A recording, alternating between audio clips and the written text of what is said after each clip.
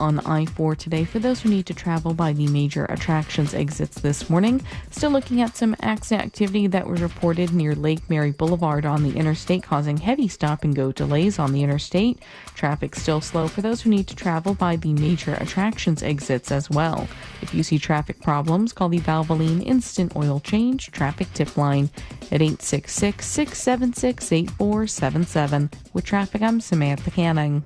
This report is sponsored by AutoZone. Get in the zone. Starting stronger starts at AutoZone, where they've got battery solutions in the form of free battery testing, free battery charging, and replacement. Batteries that fit your needs. That's what makes them America's #1 battery destination.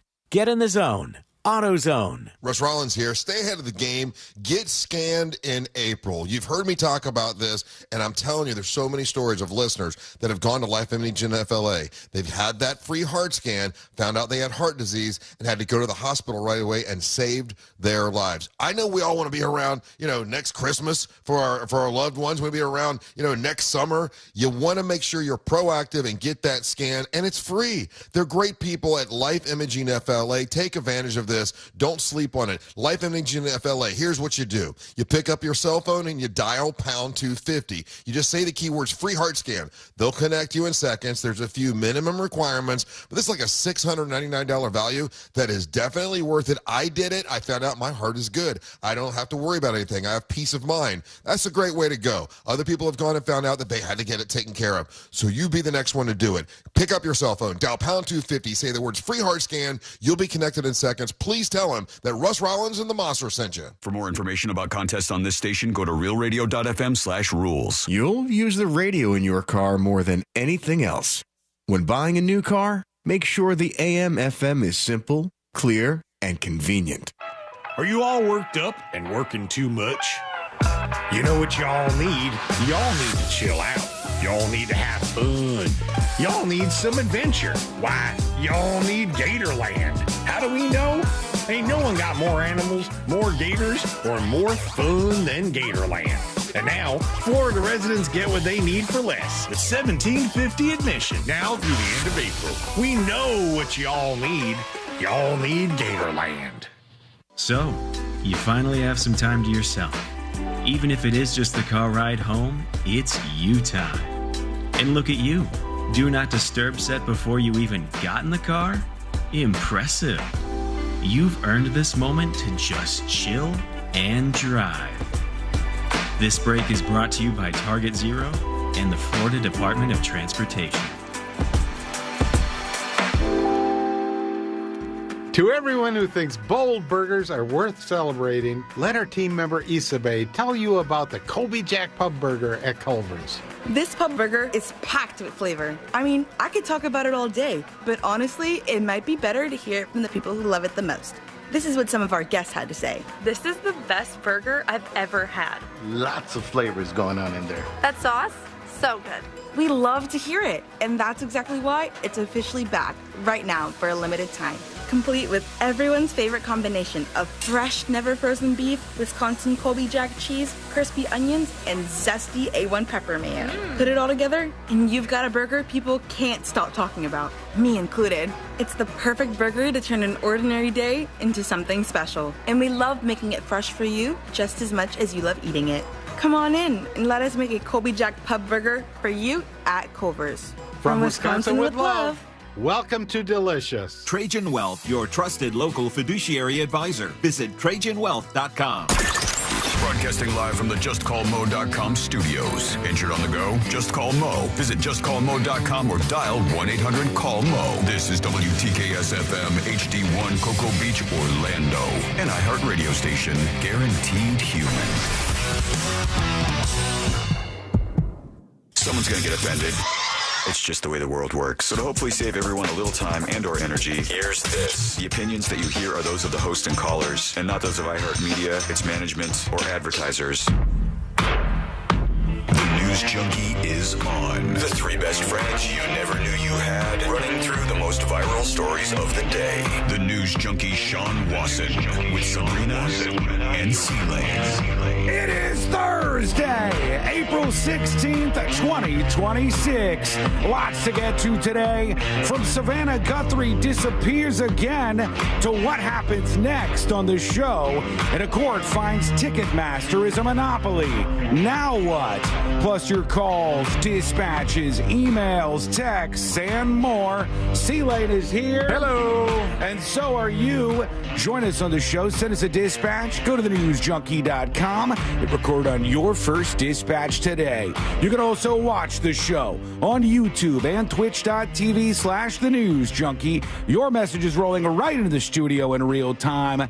How are you doing on a Thursday? The longest week ever, Thursday? I know, the week that just keeps on taking. It's not giving it all. It's just taking this week.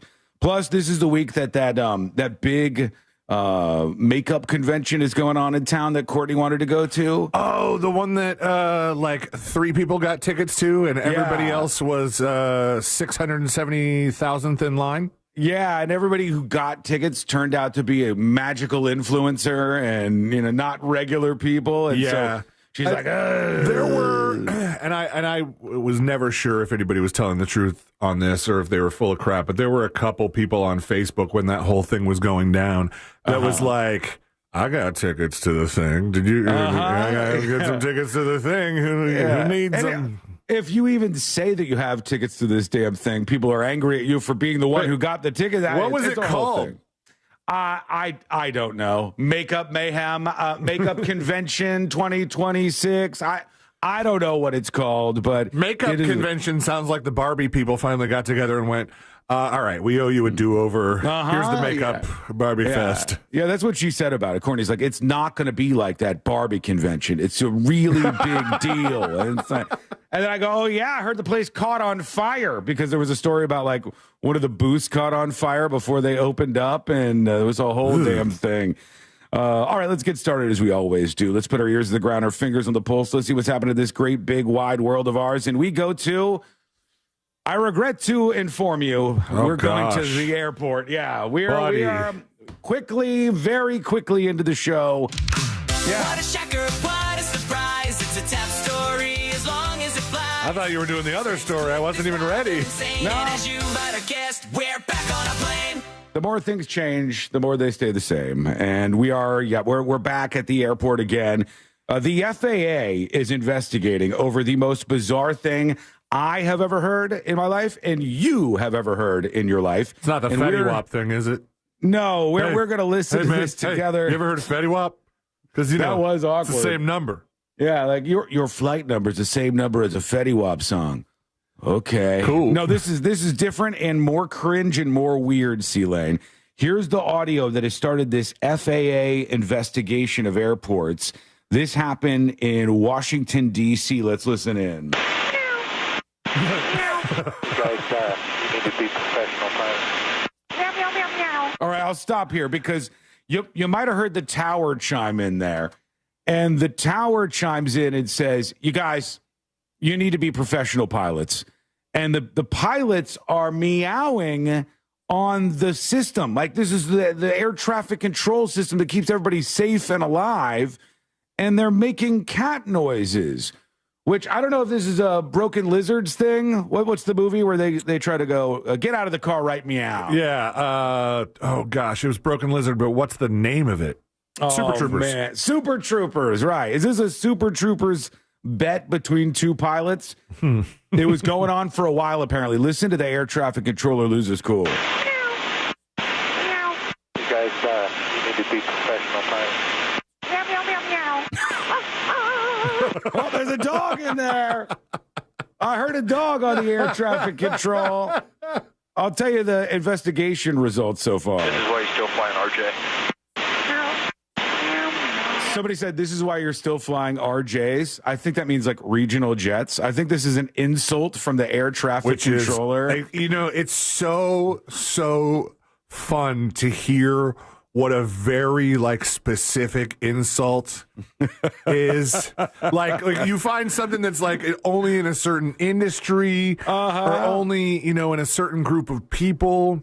What is the radio version of that? Like a radio insult? Okay, like I think the most common radio insult is like you've got a face for radio, but that one kind of extends beyond like an industry thing. But I'll never forget calling somebody a board op, I guess. I thought you just forgot it as you were trying to. I'll never forget. Just kidding. Calling somebody a board op used to be kind of a put down, like if they DJ had a much better job. But I do. This wasn't really an insult, just more some like internal ribbing. But there was a station event. It was like a multi-station event. We had this whole area blocked off. I think it was like Martini Fest or something. And we had our own VIP section that had catering. Yeah. For the different talent and different like iHeart, or maybe it might have been Clear Channel staff at the time. Had a lot more of it back then.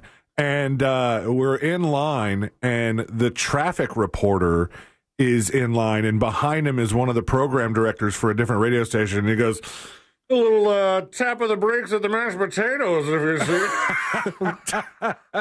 Somebody says 90s radio, too. That's like, it's like, good job on the 90s radio. Sure, yeah, that would be something like that. Something that people would say, but this guy goes, this is why you're flying RJs. You idiots are making cat and dog noises. The reason why you're still not flying the big jets is this. You need to be professional, pilot. Meow, meow, meow, meow. This is why you're still flying RJ.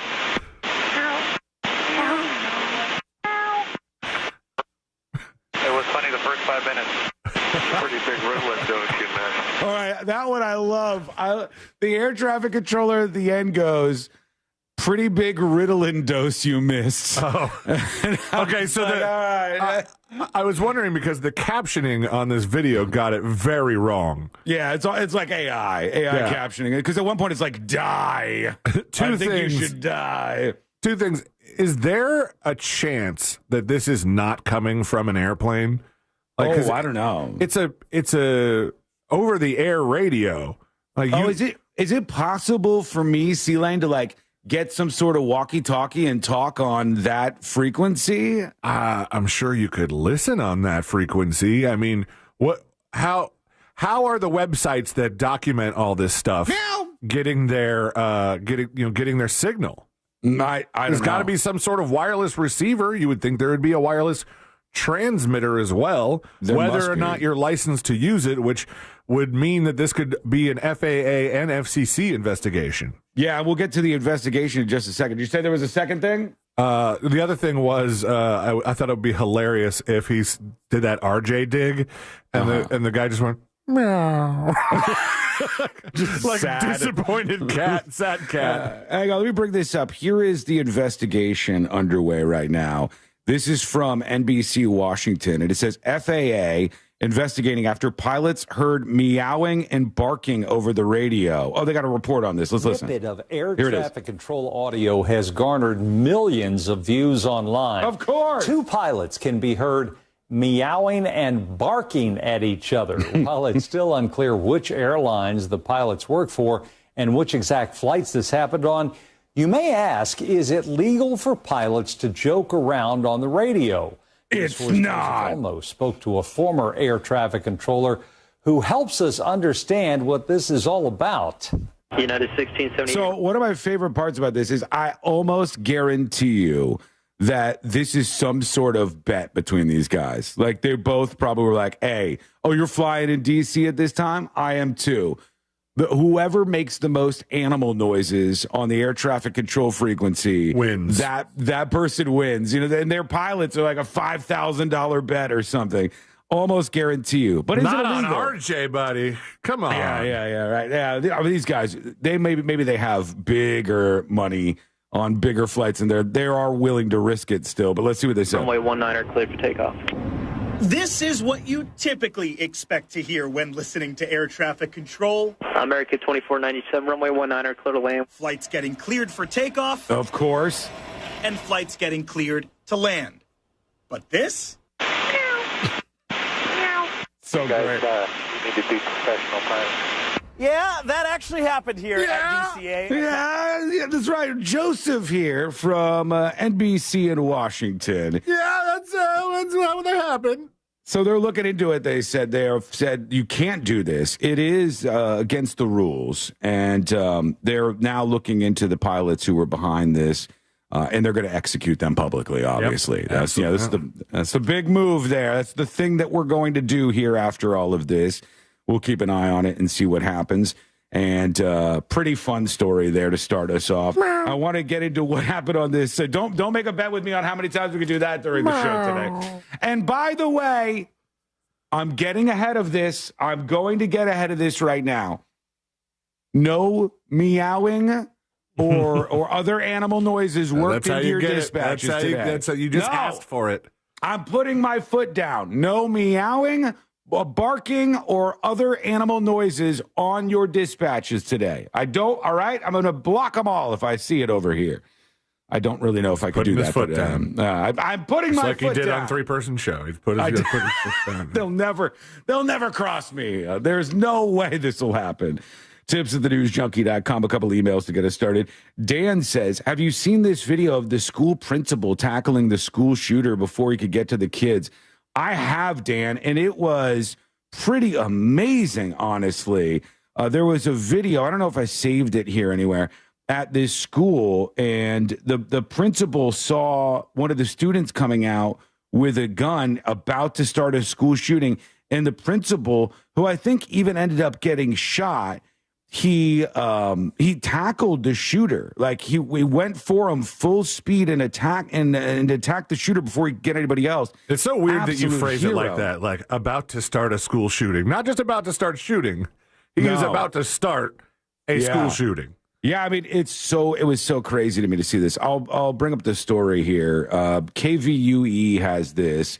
And the principal tackled and disarmed the shooter. This afternoon, we are learning about a hero principal who stopped a gunman at a high school in Oklahoma. Police say the suspect planned on carrying out a shooting. This lady looks exactly like that politician, the Boebert lady. She looks like a Indian version of Boebert. This lady. I should put a side by side of these two up, but. This news anchor is going to tell us what happened. This was in Oklahoma. At school, Alex Stone has more. This is the moment police say Principal Kirk Moore saved lives. Seen in surveillance video at Pauls Valley High School outside of Oklahoma City, tackling a man who police say is a former student who returned to carry out a mass shooting. The actions of the staff and the principal stepping in as soon as they saw a subject with a firearm saved lives. Absolutely, it did. You see the guy come in. He's got a gun. The principal, who's an older man, puts his life on the line and goes for him to try to stop him and does successfully stop him. I believe the principal actually got shot, too. I think even though he saved a lot of lives here, I think he did actually get shot in the process. So Dan says, love the show. Good luck with the next few weeks. Thank you, Dan. Appreciate you. Bring that lady back up. Does she look like Lauren? She did a little bit. Hang on. Let me bring her back up here. I always do this to you after you've hit the X button. Yeah, I completely got rid of it. Who stopped a gunman at a high school in Oklahoma. All right, right there. I can see it a little bit. A lot of it's the hair and the glasses being a lot the same. Yeah. Somebody says it's racist. No, come on. It's just ridiculous. She looks like Brown Lauren Boebert. She just does. It's just just a fact, Jack. All it's right? not racist. That's way less racist than, hey, this guy looks like Obama. Look, I'm telling you, she looks like her. A lot of people can't see it right now on account of you listening. I'll put the story, not for that, but for the actual visual that Dan emailed about. We know why you're clicking. On See It Now, tips@thenewsjunkie.com. Tom emails the show. Tom says, hey, News Junkie crew. So tired of iHeart ruining everything left on the radio. Oof, harsh words.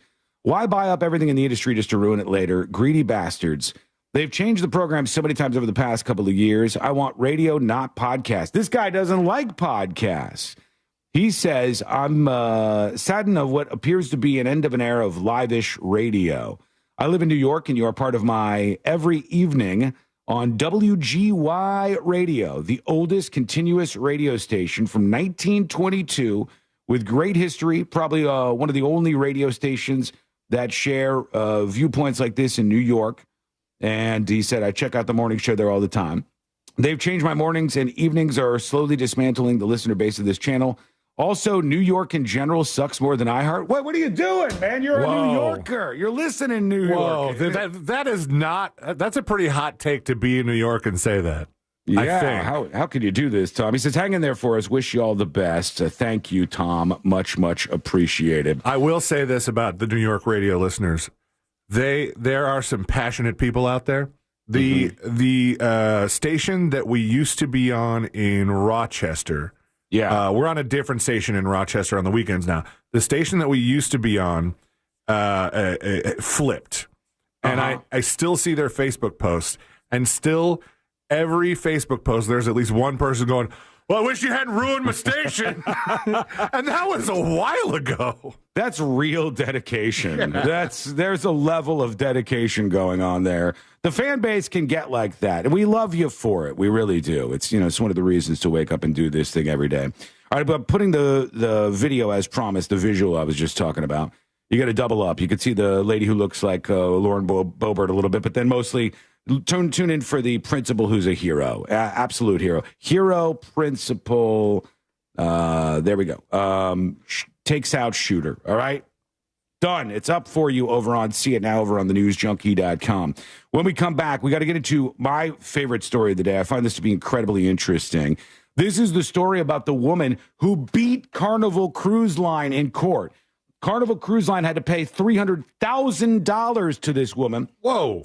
For serving her too many drinks. All right? Did she go overboard? That's go overboard money.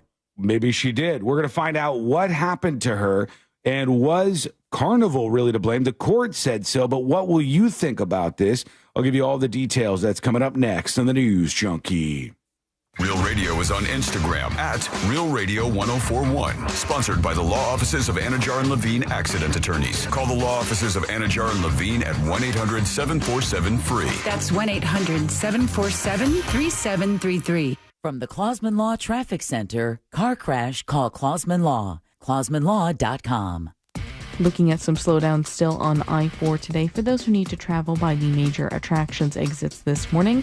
Still looking at some accident activity that was reported near Lake Mary Boulevard on the interstate, causing heavy stop and go delays on the interstate.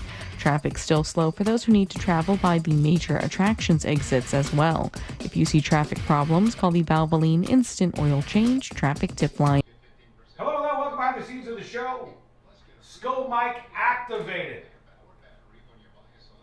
When we come back on the show, folks, here's what I have for you. And there's a crime that comes along with this, and I'm asking for your thoughts.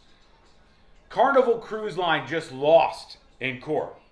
They lost to this woman that they have to pay over $300,000 because she got too drunk on the cruise ship. She blames the cruise ship policies, and the court agreed, and she gets paid over $300,000. We'll talk about what she was drinking, how much she was drinking, and the details of what happened during this story. But do you think too many people blame others for their drinking? I see so many stories like this. Like, where are you at on a story like this? Somebody gets too drunk and something bad happens on a cruise ship. Personal responsibility, or do you blame the cruise line? That's what I want to know. Hey, Mike, what's up? She's a grown-ass woman, and now a grown-ass woman with $300,000. I was messaging with her attorney last night, and he was open to joining us during the show today. I don't know if he will. Last night we were like lining it up, and then I'm sure it's one of the bigger stories of the day. He's probably got a lot of different media offers out there, but who knows? Maybe we'll pull him in today. Personal responsibility. Can it be both? It can. 1,000% too many people blame somebody else. That's on you. What's the daily drink limit on Carnival? It says drink responsibly. I don't know. I mean, they must have like some rules, right? The different cruise lines have different stuff. I did not see personally, on the cruise ship we went on for Christmas, Princess Cruises, I did not see over-serving as a big problem. I didn't see any people like really just absolutely hammered, falling all over the place. I didn't see that. I'm not going to lie, though. I do tend to believe, like, hey, you know, the responsibility is on you. If you have purchased the drink package, you got to monitor your own drinks. There's two main views of the world.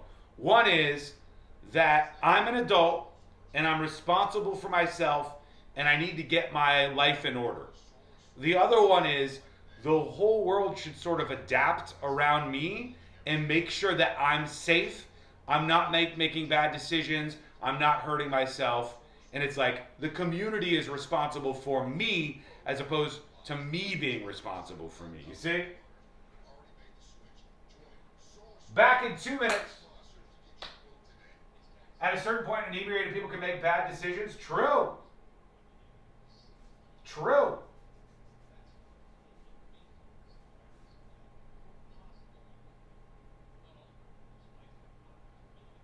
Did you get called out earlier today on the monsters? I have no idea. I have no idea. If I did, tell me what was said. I'll fire back.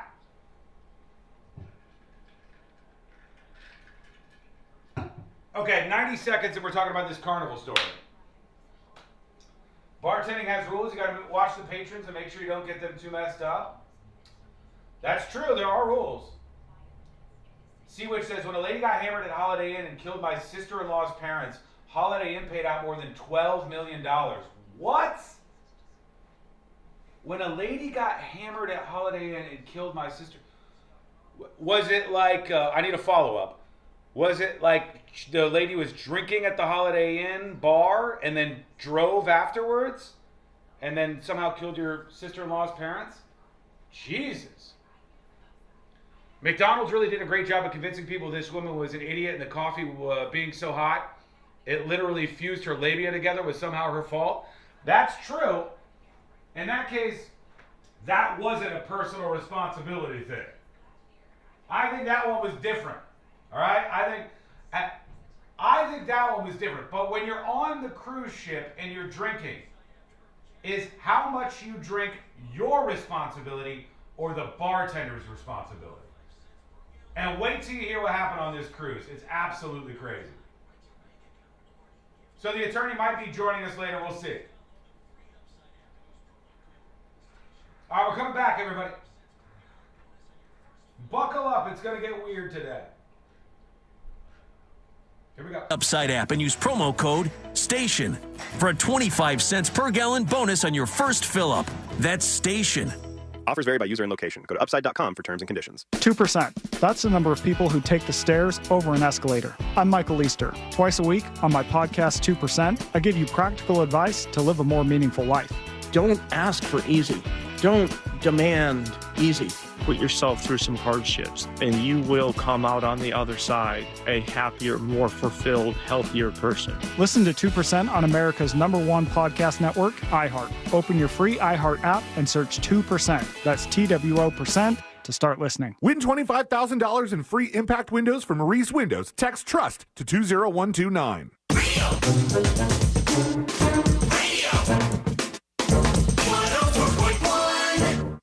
The most viral newsroom on the planet is still humming along. This is the...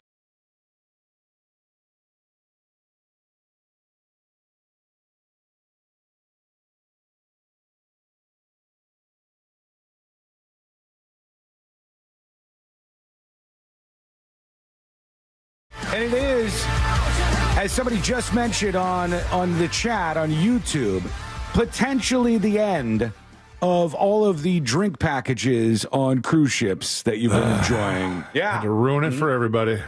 This is a crazy story, and it's really getting a lot of attention today. I was talking to the attorney from this story last night, and he agreed to join us on the show, but then it started popping off all over the place. So I don't know if he'll be joining us today, but maybe. Who knows? Like that's the thing on this show. You don't know what's going to happen, so maybe this guy joins us at some point. But what I do know is the headline all over the place is this California woman won a lawsuit against Carnival Cruise Lines.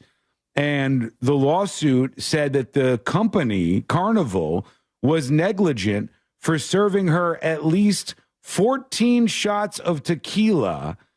And she was on the ship, and then she had some injuries because she was drunk on board. I'll talk more about what actually happened there. But the first thing that comes to mind is they framed this in the Miami Herald as the company was found negligent, Carnival was, for serving her at least 14 shots of tequila. Now, I don't know, on these cruise ships, don't they not give you shots? Don't they not do shots by themselves? I think it varies by cruise line. But I remember the first time, I've only been on 2 cruises.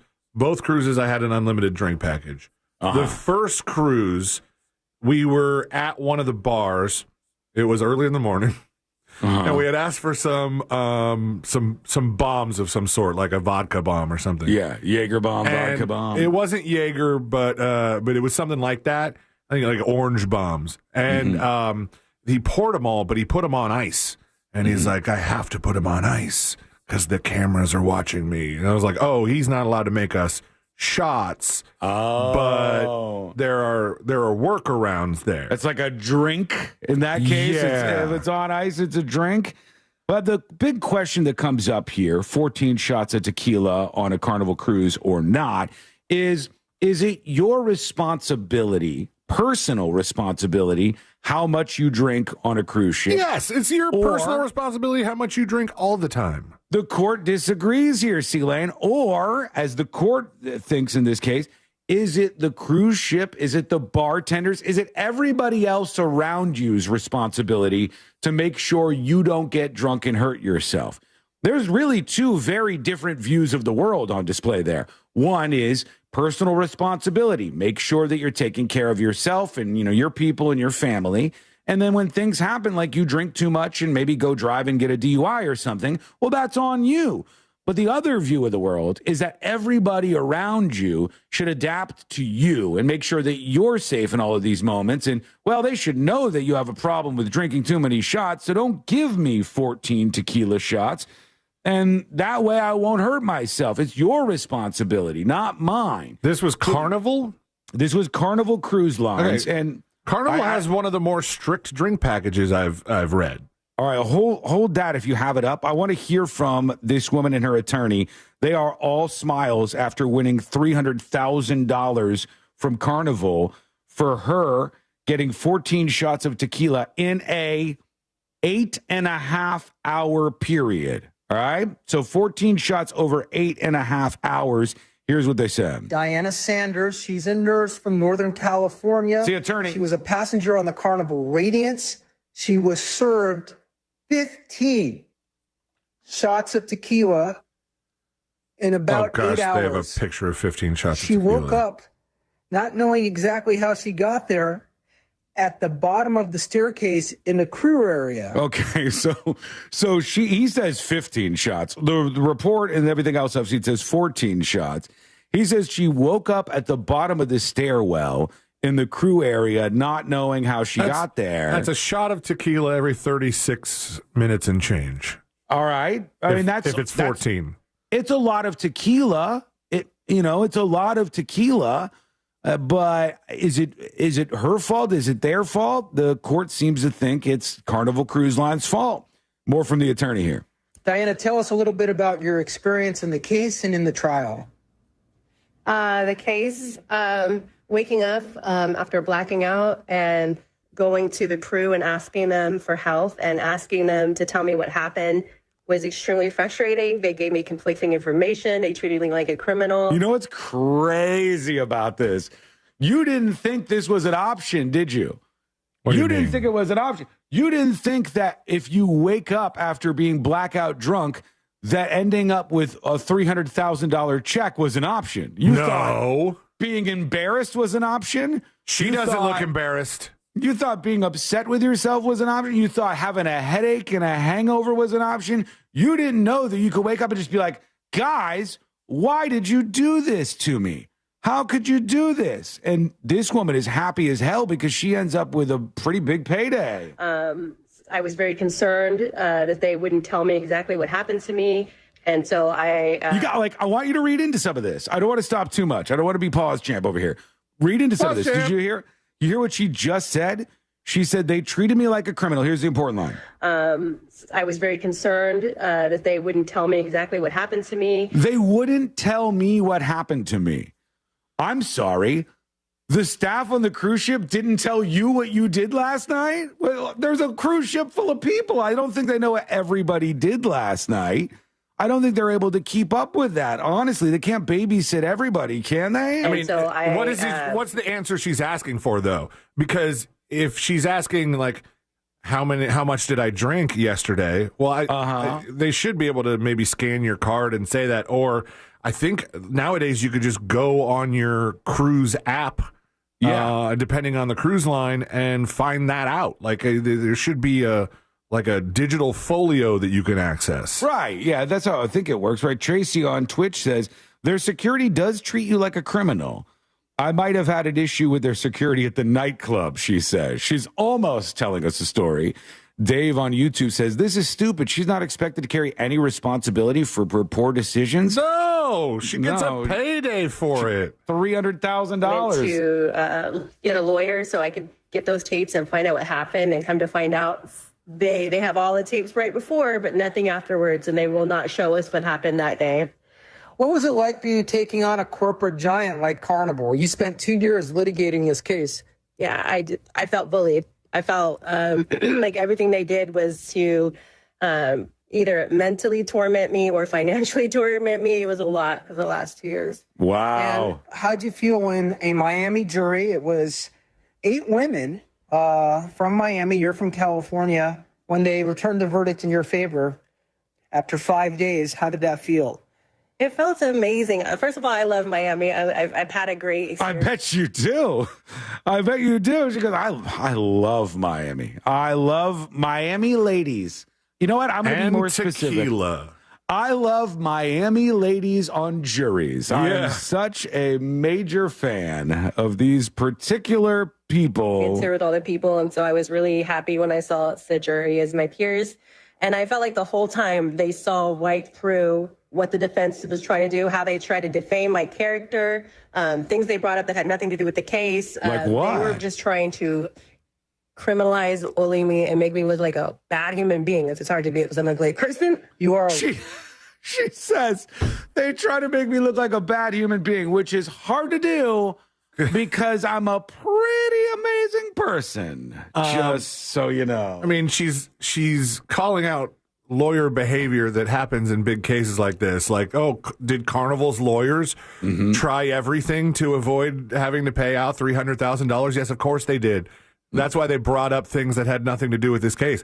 I'm sure your lawyer did some things that Carnival would disagree with to get to this verdict. I'm sure the other I'm looking attorneys, at him and I can tell he did something. Oh, really? I'm sure the other attorneys were like, look, ma'am, you did scream at the top of your lungs. I'm going to put him on the glass about 15 minutes before all this happened. You know, is this not all your fault for drinking all of these tequila drinks over 14 hours or 8 hours or whatever it was? I guess 8.5 hours it was. So they went against her. Now, some people are saying, and Bootsy among them, this sets an interesting precedent. That's the issue. I'm going to play the rest of this in a second and see what else we learn. Maybe I'm missing something. Why did this jury watch a woman who drank 14 shots of tequila, ordered them? As far as I know, they weren't just pouring them down her throat, but she ordered those shots of tequila, I'm assuming from, maybe a one bar or more bars on the Carnival cruise ship. Why did the jury think, well, yeah, you're the victim in this. You actually deserve $300,000. I have some big questions. And then if Carnival is now found guilty by this jury or liable by this jury, and Carnival has to pay this woman $300,000, how does that not change everybody else's drink packages? I think they're about to get a whole lot more strict. Otherwise, everybody gets drunk and blacks out and gets $300,000. Let's see the rest of this. Sounds like a good plan. It's been a privilege to represent you. Overservice of alcohol cases are extremely difficult. Passengers have a responsibility to drink responsibly. But cruise lines also have a responsibility to serve responsibly. And when you serve somebody who's visibly intoxicated, repeatedly, drink after drink after drink, it can lead to disastrous consequences. Yeah, she's not only is she smirking as she's hearing this, she's raising her eyebrows up like, that's right. Yeah. That's right. Did I ask over and over and over again? Yes. Did I drink them willingly? Yes. But that you have to tell me no. And what this also ignores, which I think is really interesting, is I could see another version of this where this woman goes on the Carnival cruise ship. She has 12 shots of tequila and they cut her off. And she goes, oh, what the hell's going on here? And they go, ma'am, you've had too many shots of tequila. I paid for the drink package. I want my shots of tequila. And then she throws a fit, trips and falls down the stairs. And she goes, you guys made me fall down the stairs because you wouldn't give me the drink I was looking for. You are screwed if you're the cruise line in these circumstances. It says guests are allowed up to 15 drinks per day under the Cheers program, which is Carnival's drink package. Okay, so that's there. That's the limit. 15 drinks a day is the limit. And once you hit 15, you can't purchase any more. Okay. So she went up to the limit. She hit the limit, but it says here, the responsible consumption of alcohol is a matter shared by guests and our team alike. Carnival reserves the right to refuse service for any reason. So even though the Cheers package provides for up to 15 drinks per day while on the ship, it is not an entitlement, and if a guest is clearly impaired, we may decline service. Yes, sometimes I think, and I would like to hear from some bartenders on this, sometimes people will go, well, I blacked out, I fell down the stairs or whatever, but when they were at the bar, they were speaking coherently. They were ordering the drinks. And then you have to start being like this super detective where you scan them and you go, I don't know. I think, and it's a little bit weird. People are saying this is a victim mentality. There's a lot of commentary on this. Let's see the final thing they said. And I'm just thrilled for you that a jury was able to hear the story and to return a verdict in your favor. Justice prevails. Take care, Sharon. And that's the case. My name's Spencer Ehrenfeld. I sue cruise lines like Carnival for a living. Hit the quest button and follow. Let us know what you think. I'll tell you what I think. I think you won. I mean, that's the impressive part. I'm wondering what I'm missing, though. Like, because I wouldn't, if I was on this jury and I just knew the details I know right now, I wouldn't go, well, Carnival is guilty here. How could they do this to this lady? But a Miami federal jury decided last Friday in favor of Diana Sanders, a 45-year-old nurse from California. And a statement from the Carnival Corporation says it respectfully disagrees with the verdict and believes there are grounds for a new trial and appeal, which it will pursue. According to the lawsuit, Sanders was a passenger aboard the Carnival Radiance on January 5th, 2024, when she was served at least 14 shots between 2:58 p.m. and 11:37 p.m. She experienced a fall sometime between 11:45 and 12:20 a.m. that caused her to suffer a concussion, headaches, and a possible traumatic brain injury. She's got back injuries, tailbone injuries. Yeah, she got all the things. Jurors were presented with evidence of 30 minutes of missing surveillance video from the time Sanders left the casino bar until she was found unconscious in a crew-only area. That's what we should be wondering about. How did she make it to the crew-only area? Yeah. Why, if she was found at the bottom of a stairway and then woke up and got up on her own accord and started asking what happened, maybe we should be asking, how long was she there? Why didn't anybody call a nurse or call security or something? How was she able to just wake up and walk around and start asking questions? And some of this, C-Lane, that's interesting to me is the weaponization of words sometimes. You can make people think different things with different words. So if you're the jury here and you're listening to the attorney, and the attorney goes, I want to know where that 30 minutes of mysteriously missing surveillance video is.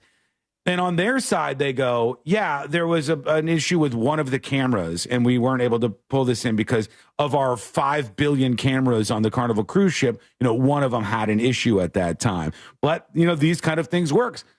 And it's almost like, I hate to say this, but it's almost like the TikTokification of juries in the United States of America, where if you present the case in such a way that you're playing to the audience. You're like, isn't it a little curious? Isn't it a little curious that they got missing surveillance video? Do I have to like and subscribe for those extra 30 minutes? Here you go. Here's $300,000 plus, and tell us what you think. Who's responsible, you or the cruise ship, for your drinking? And how do you think this is going to impact drinking packages moving forward? Let us know. Send your dispatch over at thenewsjunkie.com right now. Quick break. When we come back, people are freaking out. Why? Well, I'll play the clip for you. You're going to hear this, and it's the thing that's causing people to freak out because people are kind of crazy these days. Wait till you hear what this sounds like, this mystery clip. See, you just used the word mystery there. That's coming up next on the News Junkie. Real radio is the Jim Colbert Show, because therapy is expensive. The Jim Colbert Show, weekdays at 3 on Real Radio 104.1. This weather report is brought to you by Mills Air. Hello, Skull Mike activated. Welcome behind the scenes of the show. Now that you know what you know, who do you think is to blame? If you are the jury, woman or cruise ship? Who do you think is to blame? If you're on that jury, the woman or the cruise ship? Let me know what you think. We are moving towards the Idiocracy courtroom. Kevin, I think we both kind of joke, but it's a legitimate worry of mine. Here's how I would present this. I have seen a shocking number of people get convinced by random videos on TikTok of a green screen where they're like, look at this, but what's going on right here? Take a look at this. And I go, who are these people? This doesn't seem very convincing to me, but it convinces millions and millions of people with charged language and adding suspicion where things aren't really suspicious. We have like these crime thriller brains that are developing out there. And I really do wonder if we get to a position where juries are much more likely to be fooled by this kind of stuff, or swayed, I should say, swayed by this kind of stuff. What does that look like? Former bartender, so it's drilled into me not to overserve patrons for the safety of themselves and others. The cruise ship should limit the drinks like a bartender does in a bar. She'll never see a penny. They will appeal this? Maybe. Yeah, they said they were going to, right? I blame Canada and Obama.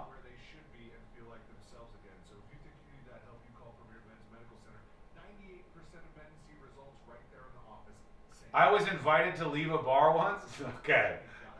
You want to talk about wording? Right there. You want to talk about wording? It's just like, where's the mysterious footage? I was invited to leave a bar once is excellent wording. I was invited to leave a bar once, but in my defense, we were drinking snake bites.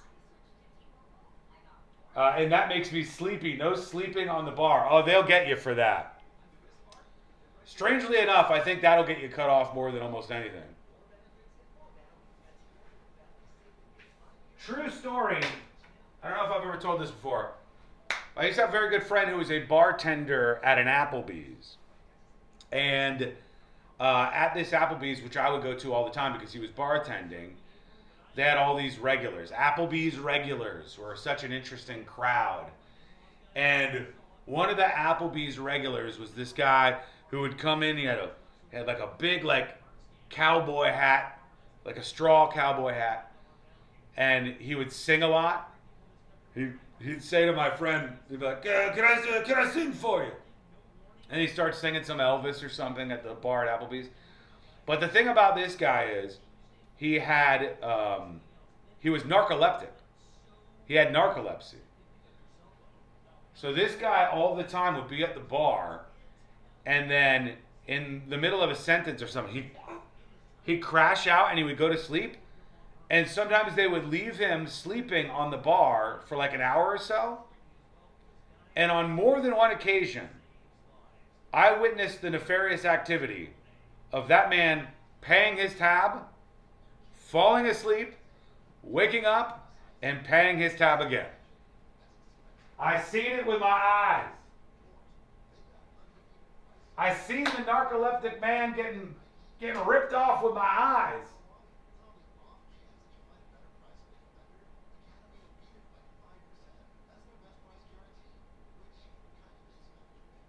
Her in the cruise quarters makes her sound even more sketchy than her dropping 15 shots. I think the idea of talking about I was in this crew area is to put into the head of the jury, which obviously worked. Like, hey, they overserved me, and then did they drag me down to this cruise quarters and try to do something to me? Why can't they tell me what happened to me? What was their plan here?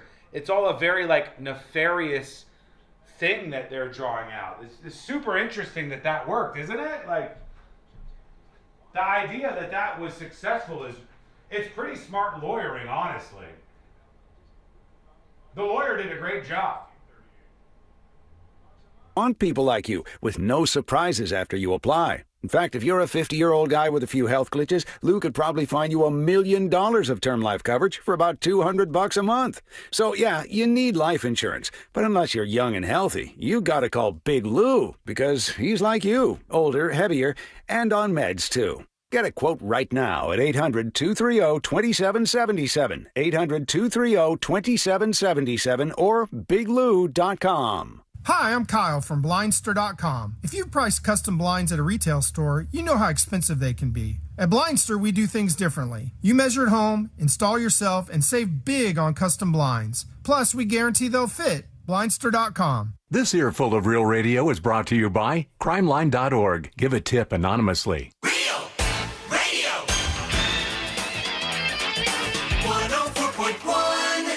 When good things go bad, bad things make headlines. This is the new.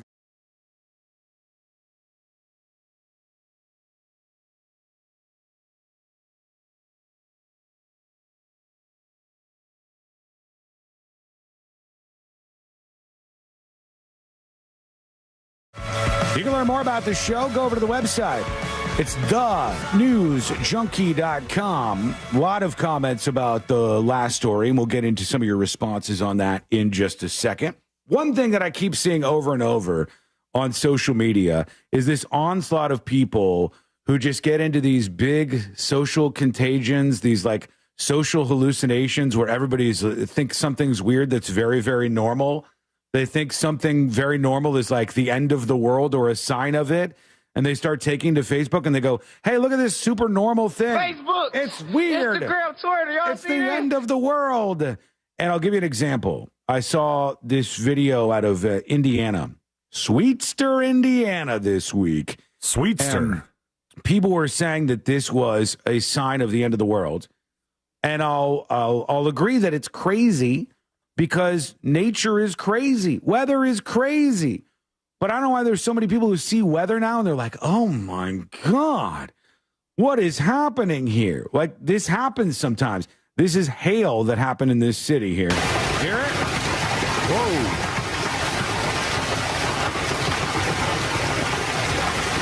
I'm not going to lie. Those look pretty big. The hail you're hearing is big, all right? That hail is real big hail. And it might be the size of, I don't know, like a bouncy ball. Maybe a little bit bigger. They're pretty big pieces of hail. I'm looking at a picture of somebody from Facebook or some social media, and it says Sweetser and Marion took a beating from hail, and they're holding the cubes, and they look to be bigger than a golf ball, really, but maybe just slightly smaller than like fancy cocktail ice. All right. If that makes sense to you. Golf ball size ice is really big. It is big hail, right? That is big hail, C-Lane. Mm-hmm. But I wouldn't look at that and go, this is a sign of the end times or something. I would go, oh my God, it is crazy. But the amount of people who see this stuff on social media and freak out, it's astounding to me. Here's another woman in San Diego who filmed herself. And she goes, I've never seen anything like this. The storm is coming down the road. She saw the edge of the storm coming down the street. That's how storms move. Yeah, I thought to myself, I'm like, yeah, well, somebody is always on the edge of the storm cloud, but she's never seen it before. Here she is. It is rain. It's coming like that. Oh my gosh, it's coming. This lady is high. This lady's high as a kite. She's looking down the street, and the rain is starting to make its way down the street to the lady. And I guess she's never been on the edge of a storm. Like, yeah, lady, of course, the storm, it rains directly on you if it's totally covering you. But imagine you're on the outskirts. There's somebody who sees it moving along their street like this. It's not the end of the world. I will say that I don't know if this is a particularly slow-moving batch of rain or what, but you don't usually see that good of a seam between it's raining here and it's not raining there, or vice versa. You know what I'm saying? Like you can see. I've seen storms move. I saw one last week on my way to pick up my son. And I'm driving down the road, and I was like, it is definitely raining like a half mile down the road, and it's coming right for us. I've seen it in my backyard. I'll go, it's like raining on the very edge of the backyard. Oh, it's slowly eking its way. Now it's hitting my roof. And I've seen this so many times that there's no way I would go, oh, my God. This is so weird. So weird. This is so weird. This is like sci-fi. It's like sci-fi. This is like sci-fi. I don't know. Are we lost the plot this much? I would just think everybody would know that there's the edge to the storm. Or there's my theory. She's stoned as hell. It could be that. Kevin on YouTube says, I would always run into the street at the edge of a storm as a kid. It was so much fun. Barbecue Baby says, this is so common in Florida. It is, right? Maybe that's why it's normal to me. This is so weird. Oh, my gosh. Here it comes. Oh, my gosh. This is so weird. I'm going to get soaked. It's coming for you. What? You know, lady. Oh, my gosh. You're this. You did not have to hit send on this post. You did not have to hit publish. I love the idea that she's right at the edge. She's like, oh my God, it's starting to hit. It's for her. She's like the double rainbow Sport Johnson guy. said, is this the chick that had the 15 shots of tequila? I don't think so. I think this is a different lady than the woman who sued the cruise lines over the 15 shots of tequila. But she is so amazed. Eddie says, weather is just fascinating. It is. I totally get it. All right. It is fascinating. It is interesting. But again, we go back to like this TikTok culture of things. There is this idea that something that you've encountered that's pretty darn normal is sci-fi and never before been seen. And the world never seen anything like this. Oh my gosh. Oh my gosh. Oh my gosh. Oh my gosh. Now it's in her coffee cup. And it's gone. She does kind of sound like the double rainbow guy. Yeah. This lady had the most normal day, and I have to salute her. For her, it rocked her world. I wish every day was like this. Like, imagine just being amazed at all of the things around you. See, I saw the exact same thing last week, and my thought was not, oh my gosh, that's amazing. Mine was, damn it, if I would have left 5 minutes earlier, I would have to get out of the car now. That's what I would be thinking. I'd be like, oh, that's right. My windshield wipers are completely ruined on my vehicle right now. Forgot about that entirely. Then my 2-year-old just repeats, car all wet, car all wet. I'll tell you what's weird. You want to see weird? Well, this show's about weird, all right? I try to bring you everything viral every day that's going on planet Earth. You want to see weird? I'll show you weird. If this happened to me, I would say that's weird. This is happening in Israel right now.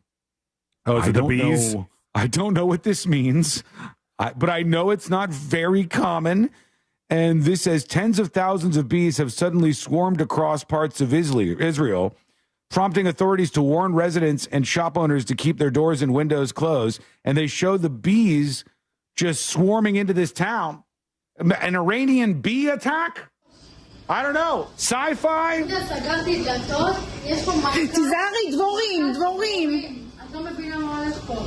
mean, it's probably normal, but it's more weird. Bees everywhere in Israel. I would stay inside if I looked outside and saw it, just for the record. I wouldn't go out like the lady filming and going, oh, it's raining. Oh, my God. I wouldn't be doing that. But what the hell is going on If there? it was the bees, I wouldn't go outside because the fear of getting stung. But I would be like, damn, that's a lot of bees. Yeah, there is a lot. I would get choked up while I said it. Somebody says to AI, has something like this happened before? Yes, bee swarms of varying sizes happen regularly in Israel and around the world, especially during spring swarming season.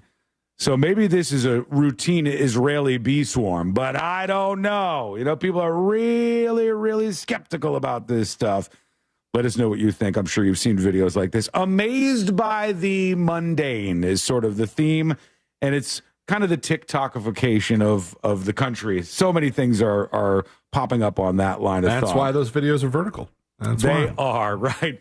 Let us know what you think. Send us a dispatch over at thenewsjunkie.com right now. Quick break. When we come back, I want to talk about a television show getting a lot of buzz right now. And Ticketmaster and Live Nation, a monopoly. But what does this actually mean? What does that mean? We'll get into it. What happens next? That's coming up next on the News Junkie. Download the all-new iHeartRadio app. Make Real Radio 104.1 number one on your presets, and you could win free stuff at upcoming events. From the Clausman Law Traffic Center, car crash, call Clausman Law. ClausmanLaw.com. Emergency crews are working on some power lines that are down on the roadways on Kirkman Road near State Road 408, I-4 westbound before Orange Camp Road. Stop and go. We got a crash blocking 2 right lanes. Hello, welcome behind the scenes of the show. God bless you. Thanks for hanging out today. Hello, TNJ chat. Hey, YouTube. Hey, Twitch. I mean, it's amazing. I almost want to, in a way, be thrilled for people who are blown away by, simple things. That seems like a nice life, actually. It does. Mini Giggles posted a photo on TNJ chat, says work today is going okay. Look how cool that is. Go check out TNJ chat, chat.thenewsjunkie.com. chat.thenewsjunkie.com. The best community online. The best looking people, the smartest people in any chat online, the funniest people in any chat online, all available with games, banter, and everything else. Emotes galore. Big emotes. Who has big emotes? They do over at the chat room. TNJ chat, chat.thenewsjunkie.com. Bird Nerd says, I watched that Sky King documentary last night on Hulu. It's so good. Highly recommend. I think we got to watch that tonight.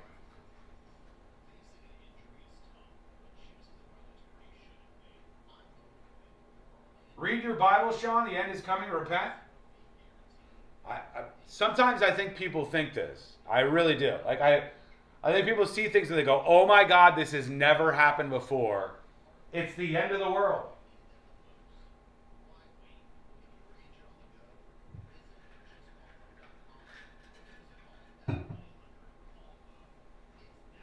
Okay. Admission time. For all of you folks on TNJ chat, YouTube, or Twitch. I want to get into a really interesting conversation next. We got more news about the show, et cetera, on the way in a bit. But first, I need to see something. How many of you regularly watch The Pit or would count yourself as a fan of the television show The Pit? I need a yes or a no. Are you a fan of the television show The Pit? It plays into what we're going to talk about in just a minute. I love The Pit. We got to know. Hey Josh, first time watching live, always listen to the radio. Once heard of the show last year. Well, thanks Josh. Welcome on board, Josh. This is Sko Mike, behind the scenes, in between the breaks on the show. No, yes, never, yes. Never seen it. Amazing show, I do, yes. I think it's maybe, my guess would be 30%, 40%.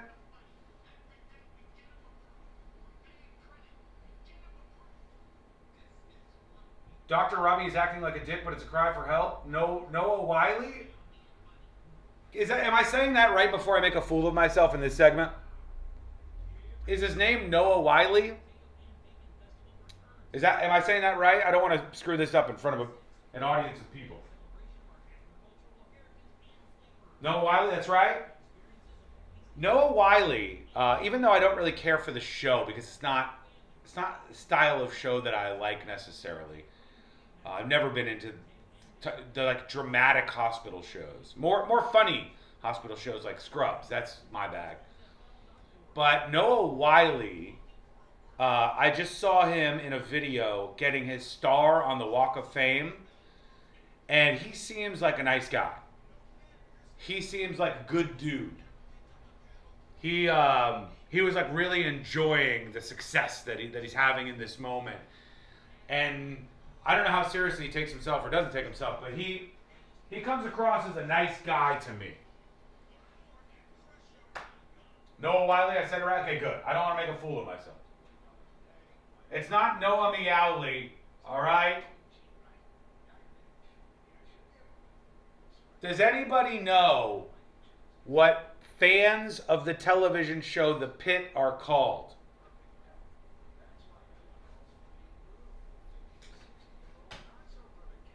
Does anybody know what fans of the television show The Pit are called? Pitsters is not right. I hope pitties. No, it's cute, but that's not it. Not armpits. Nope. Pitheads. Nope. You're in the ballpark, of course. I'm going to tell you what they're called in just a moment. We'll talk about that a little bit more. Don't forget, secret shows tonight, 8 p.m. live in the studio. Hope to see you there. You can watch at thenewsjunkie.com.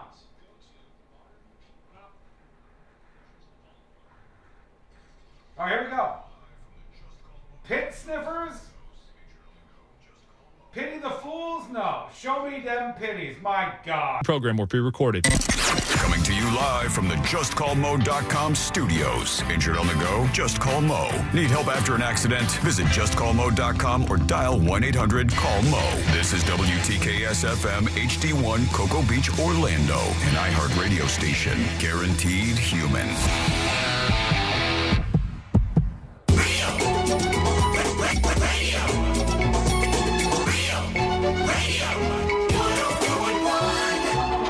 No one's really sure what all C-Lane's buttons actually do. This is the News Junkie.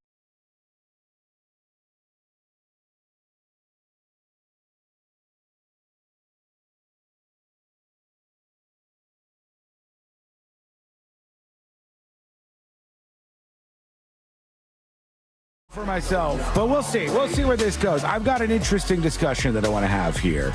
And I'm glad to have you along for the ride. Learn more about the show over on the website, thenewsjunkie.com. I just posed a simple question to chat. Their answers are pretty hilarious. I said, people who are fans of the television show, which is seeing a surge in popularity right now, The Pit, which is this medical drama show. I don't know why I knew you were going to say The Pit. I said to these folks in chat, C-Lane, I said, what are fans of The Pit called? And I got Show Me Your Pitties. I got pit fans, armpits. I got I don't like they're everything. Money pits. Do we need to have a name for this? Yes, we do. Why? Because of where this story is going. Pitters? And on the show, it's not pitters. It's not pitters. But on this show, a show that I have watched one episode of, according to our, let's see what this Pit show is about. And neither of us liked it. But here's why. I don't like serious hospital shows. I like funny hospital shows. That's what I've found over the years. I like both. I can go Pit, Scrubs. Yeah, Scrubs I love. I love Black Scrubs. I can watch the new Scrubs, the old Scrubs, the medium Scrubs. I can watch all the Scrubs, and I'm fine with it. But The Pit, to me, I go, I don't care about the dramatic part of life in a hospital as much, but it does pretty well, and people are into it. The problem is, fans of The Pit have become a problem for The Pit. Pit Talkers is good, Rachel, on YouTube. That's close, but not it. They call them pit bullies. Oh. That is what they call fans of this show. And the reason why is because they're attacking all sorts of people online who either make mention of the show or are against the pit or are have theories that they disagree with about characters or don't ship, as they say, where you want like certain characters to be in a relationship with one of another. That they are all of these things together, and they go after anybody who kind of disagrees with them. And hang on, I'll take you on a journey with me. Almost every episode of the award-winning medical drama, The Pit, goes like this. Intrepid emergency room doctors treat patients, banter, and reveal pieces of their personal histories, with the story moving more or less in real time. 15-hour-long episodes for a single 15-hour shift. Patients with gory injuries and tragic stories come and go more quickly than the healthcare workers can process. Mild cliffhanger, repeat next week. That's it. That's what the show is. And it's led by that guy. I think Noah Wyle is his name. And I just saw him get his star on the Hollywood Walk of Fame. He seemed like a super nice guy. He was out there doing his thing, and he's like, oh, my God, I can't believe I'm so excited that I've had this level of success. He seemed sweet. He was crying and stuff. I didn't know his wife was an actress, but she was in last week's episode. I think. Was she? I think there's a new episode tonight, or it might already be out because it's just a streaming thing. It says, yet in the absence of dramatic mystery or subtext, a small but vocal segment of viewers of The Pit have become notorious for seeking extra meaning and conflict in material outside the frame. Casting decisions, interview responses, Instagram posts. They go to events where the actors are and they pester them with questions about stuff. They get angry about things not going the way that they want them to on the screen. And it seems to me that these people that they call pit bullies are an example of like a toxic fandom, right? Where fans of the show become obnoxious and they may even in some cases turn people off from wanting to watch shows like The Pit to begin with, because people are like, God, gross, this is what your fans are like? That can be annoying, where it's like something you like, but you don't want to be associated with certain sides of the fandom. Bands can bring that a lot. You know, there could be a band that has a really annoying fan base. I know because I've been in that position. And then, you go, oh, gosh, I really like listening to this band, but I don't want to hang out with those people. Seems a little Dave Matthews Bandy to me. It seems Dave Matthews Bandish. Yeah, in the arena of that. The reason why I bring all this up is to ask you a question. When you hear about TV shows, for the record, I was probably the person that didn't want to get hung out with. When you hear about all of these different things that people are fans of, what is the worst fandom? All right? What is the worst? Like, what is the fandom? When they call these people who are fans of The Pit, they call them pit bullies because they go after everybody else and, they bother people. And they're like, oh, God, like a toxic portion of the fandom is kind of bubbling up to the top here. And they're trying to deal with that as this new show gets popular. What is the thing where fans of the show or band or whatever are the most toxic of all of these things you can think of? Damn, that's such a great question. I want to say it's not The Office. All right? I want to say it's not The Office. The Office we're usually pretty cool. Fine. I like The Office, and I'm fine. Somebody says Disney adults. Bronies. Coming into the studio here in chat. Well, hold on though. I think you guys are naming stuff like I've never been like verbally assaulted by a brony for not liking My Little Pony. Like it's not just you have to be weird about your fandom; you have to be toxic about it. Yes, yeah. It's just like these people represent the thing that they like so poorly that it makes you not like the thing that they like. And a lot of people are pulling in the Steelers. More bronies coming up. Bieber's fans, Taylor Swift's fans, Beliebers, Marvel fans. Swifties, okay. I wouldn't call Swifties mega toxic, but there are like situations in where if you wrong Taylor Swift, you're getting got. They're coming after you. Like when John Mayer joined TikTok. Mm-hmm. he made like God a couple. forbid. He made like a couple TikToks and whatever, and he was like, "Oh yeah, you can duet with me on this one." And all the Taylor Swift fans were like, "She was just 19, John." Coming after the guy. There's so many different answers coming in, Celine. Jersey Shore fans. Oh, I think the most common refrain that I'm seeing over and over and over again is Eagles fans. Philadelphia folks, you got to step up. Are you the worst? Then, of course, everybody's making it about their political enemies. Yeah, okay, I get it. Your political enemies, sure, fine, whatever. I'm more talking about things that are away from politics but become toxic, right? Like sport is a great example. If you don't like a particular team, Sport Johnston, you might see their fans as really, really poisonous people. And now I think what's happening with the show The Pit, which this is sort of a new thing because of social media, is people watch this or other people like see the conversations about it and the buzz about the show. And then they go, hey, everything that I see about this is negative because the fans keep popping up and there's some nasty people that are fans of this thing. See, I just think a lot of these, some of the sports ones are probably getting accurate, but I think a lot of the things that are being mentioned, of course, we're getting News Junkie fans. Yeah. A lot of the things that are getting mentioned, I feel like aren't toxic enough. Like if you take like the most hardcore Dave Matthews Band fan and like who will come at you if you say anything bad about them, he's like, well, if you don't say that Carter Beaufort's the best drummer in the mother effing world, then we're going to fight. You know, that's the toxicity I'm looking for in these examples. Ooh, juggalos is an example somebody brings up. Juggalos can be such a bad representative of the overall thing that the fan base can be a detriment to the program. And people are saying that's what's happening with the pit bullies thing. The people who like the pit are like bullying other folks about this, and it's a bad representation for the show. That's why I would count myself among pit talkers and not pit bullies. I'm not going to bully you about not watching the pit. That's fine if you don't like the pit.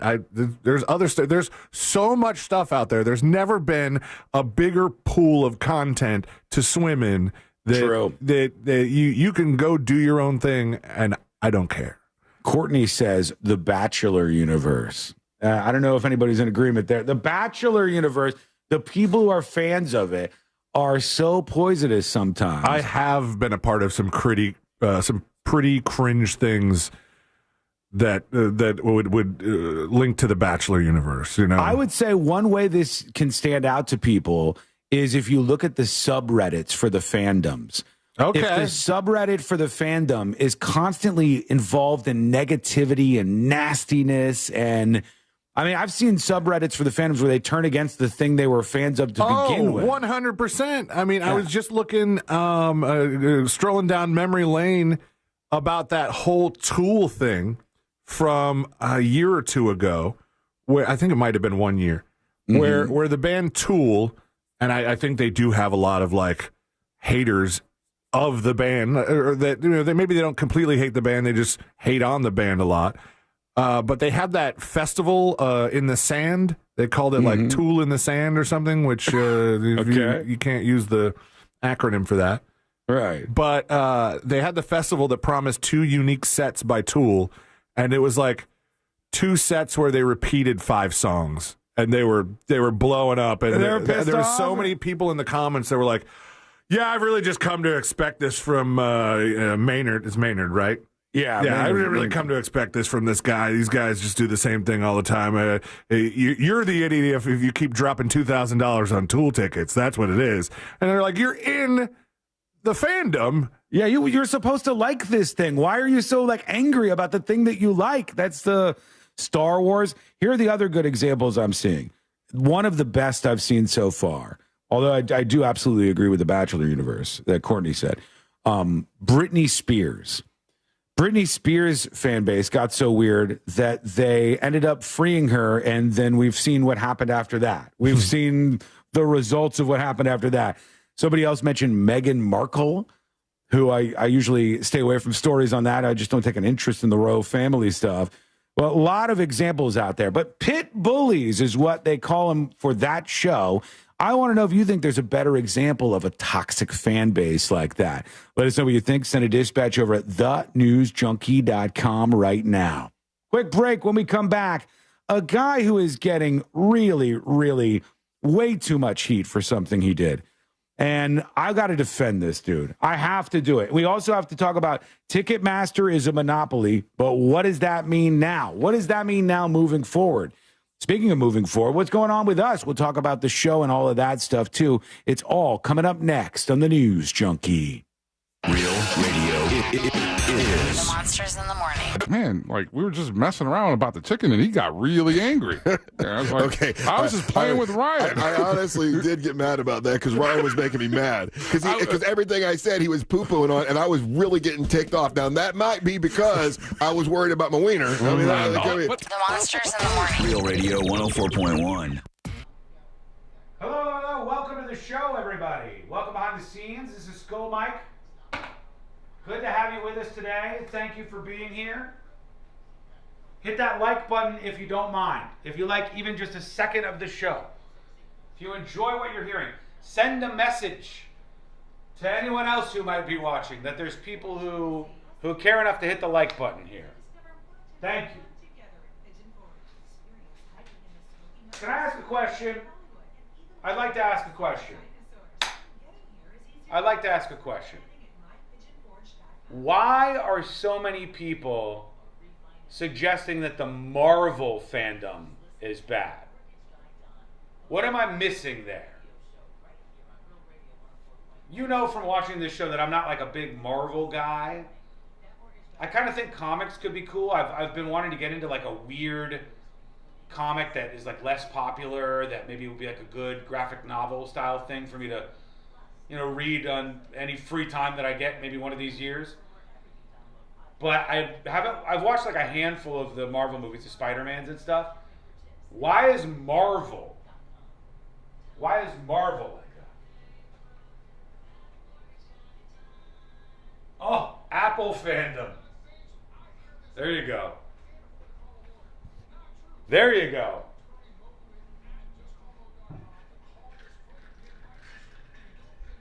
Secret shows tonight in this studio live, 8 p.m.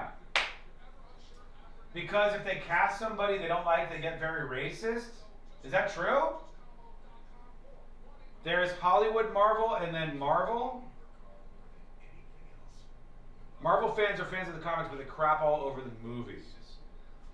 I thought the problem with Marvel was, and I guess I'm wrong about this, I thought the Marvel problem was that they made like too many movies in a short period of time, and people got tired of the oversaturation of it, and then they, there was like too much that they didn't like.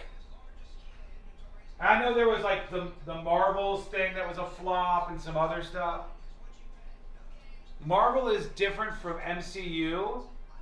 People have nostalgia and don't love when the stories or characters are changed. Marvel is comic book, MCU is the movies. Oh, okay. Wayne says, and the stuff that's come out since Endgame has been a little inferior. Yeah, I've been out of touch with a lot of that side of things. The Marvel world is not my world.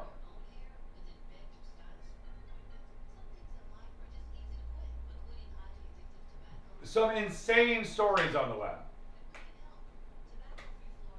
Is there going to be a Jim Colbert show today?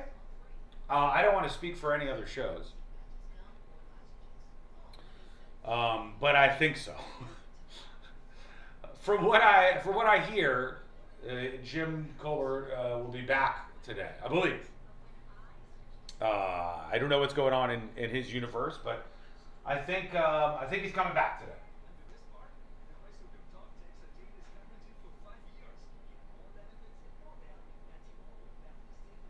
Destiny fans? There's a niche subject. What streamer has the most toxic fandom? There's a niche question for you.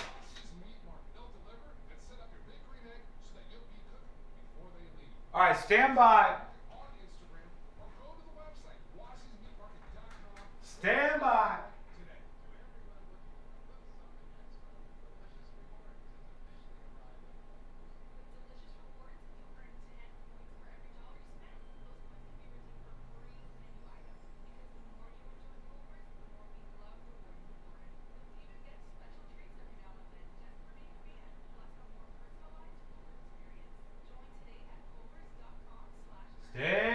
Are you standing by?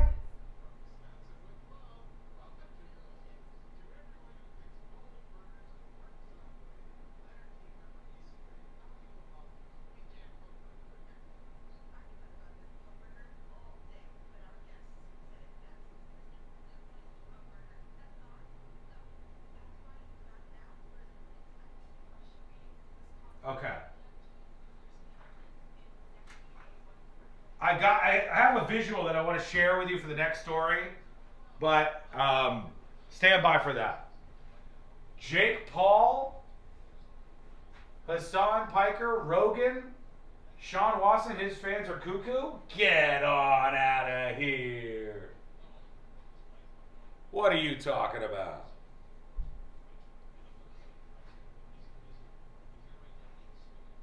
All right, 1 minute. We're coming back.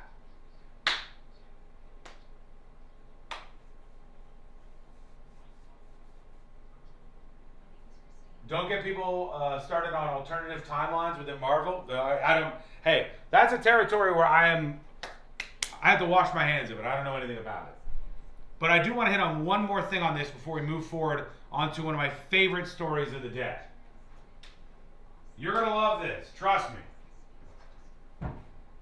You're going to absolutely love this. All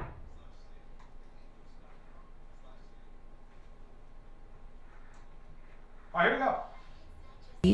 Get your free quote at ethos.com/save. Ethos.com/save. Paid spokesperson. Time spent on application may vary. Online health questions required. It's not just a radio app. It's what's happening right now. It's on. On the iHeartRadio app, you're not just listening. You're in it. You better believe it. From breaking news to what's happening in your community. Local, national, and world. Live moments. New development. Real voices. Hey, it's Ryan Seacrest. Amazing prizes.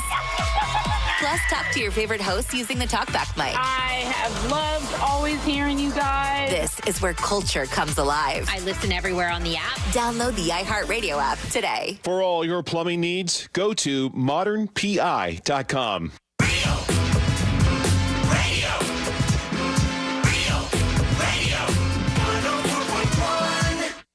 Because therapy's expensive, and we have microphones. This is the news.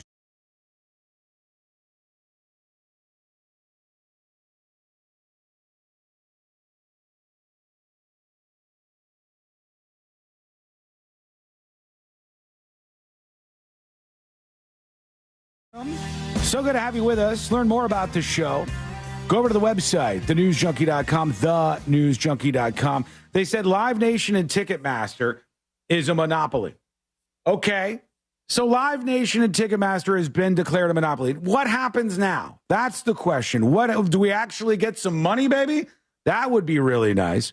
What do we get now that we have determined this? Or are the changes forthcoming? Like, I would be really upset to hear the headline, Live Nation and Ticketmaster declared a monopoly after I just bought tickets to a concert. You know, like it just got dragged across the coals financially just to go see a band play. We're going to talk about that in a second and what it means that that's been called a monopoly. Is it going to be broken up, et cetera, et cetera? But first, I have to come to the defense of somebody here. And I hesitate to do this because it's a Disney-related story. Uh-oh. And anytime I talk about a Disney-related story, I get the allegations that I'm some sort of Disney adult. I will reiterate, I am not a Disney adult. I'm an adult who has I'm an adult who enjoys theme parks. I will admit to that. I do enjoy theme parks. It's a fun time. You are an annual pass holder at Disney.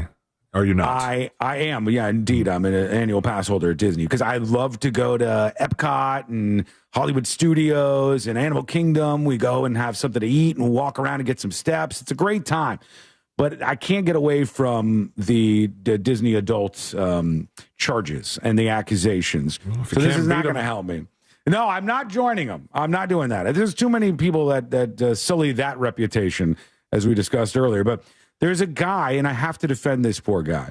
He just got a job at Disneyland. So this is over in Los Angeles, California. And he got the job of being the new Han Solo in the Galaxy's Edge area of Disneyland. And there's also one in Animal Kingdom, Hollywood Studios. Oh my Hollywood gosh! Studios. Don't play dumb. I don't remember. Don't play dumb just to try and brush off this Disney adult thing. I'm not. It's in playing Hollywood dumb. Studios. Okay, all right. If you say so, Hollywood Studios is where the Galaxy's Edge thing. For those of you who don't know anything about this, the deal is in these theme parks they have different lands, and one of them is a Star Wars land. I call it Star Wars Land. That's not what it's really called. It's called Galaxy's Edge, and it feels like you've walked onto the set of a Star Wars movie. And there is what's his name? Chupacabra guy? Chewbacca. Chupacabra. Chewbacca. You're doing this on purpose. No, I swear to God, I don't know. I don't know anything about this Disney stuff, whatever it is. Disney? The Chewbacca guy is out there. They got the little robots and stuff. And then they have this guy who just got hired to play Han Solo. And fans are booing this guy and harassing him because they're saying he doesn't look enough like Harrison Ford. He's just the guy who plays the character at the theme park, all right? He walks around at the theme park, and he's got like a wig in his outfit, and he plays Harrison Ford's character, Han Solo, walking around in the area where all the Star Wars stuff is happening. And people are harassing him because they're saying... Yeah, in person and online, a lot online, but some of it I think has been in person. There's a whole Variety article about this. So like this became a huge thing. And here's the story. They said Han Solo is coming to Star Wars for the Galaxy's Edge area, but not all fans are satisfied with the look of the new intergalactic smuggler. Somebody said, "Never tell me the odds. Meet Han Solo, Captain of Millennium Falcon at Star Wars Galaxy's Edge in Disneyland." Millennium Falcon. Millennium Falcon, whatever it's called. I don't know about this It's stuff. right in front of you. All right. Falcon. And so they debuted, here it is. Here's the debut post from Star Wars. All right.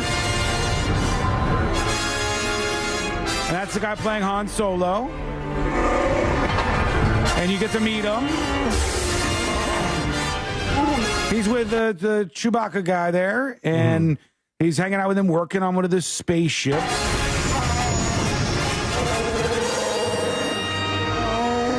And so that's it. That's all. They had this video of the guy playing Han Solo. He's the actor who's doing this. You're already doing it in chat. You're saying Timu Han Solo.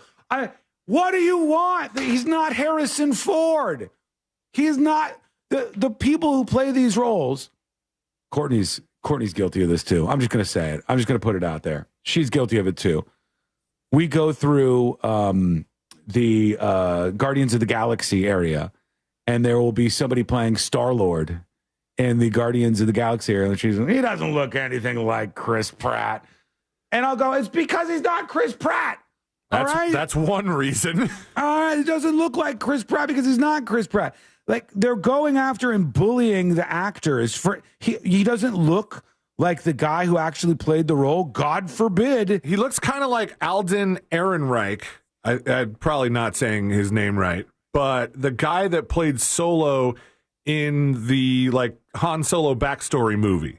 So they had a live action Solo movie. It was when they were trying to branch out. I think Disney had just bought Star Wars from Lucasfilm for bajillions of dollars.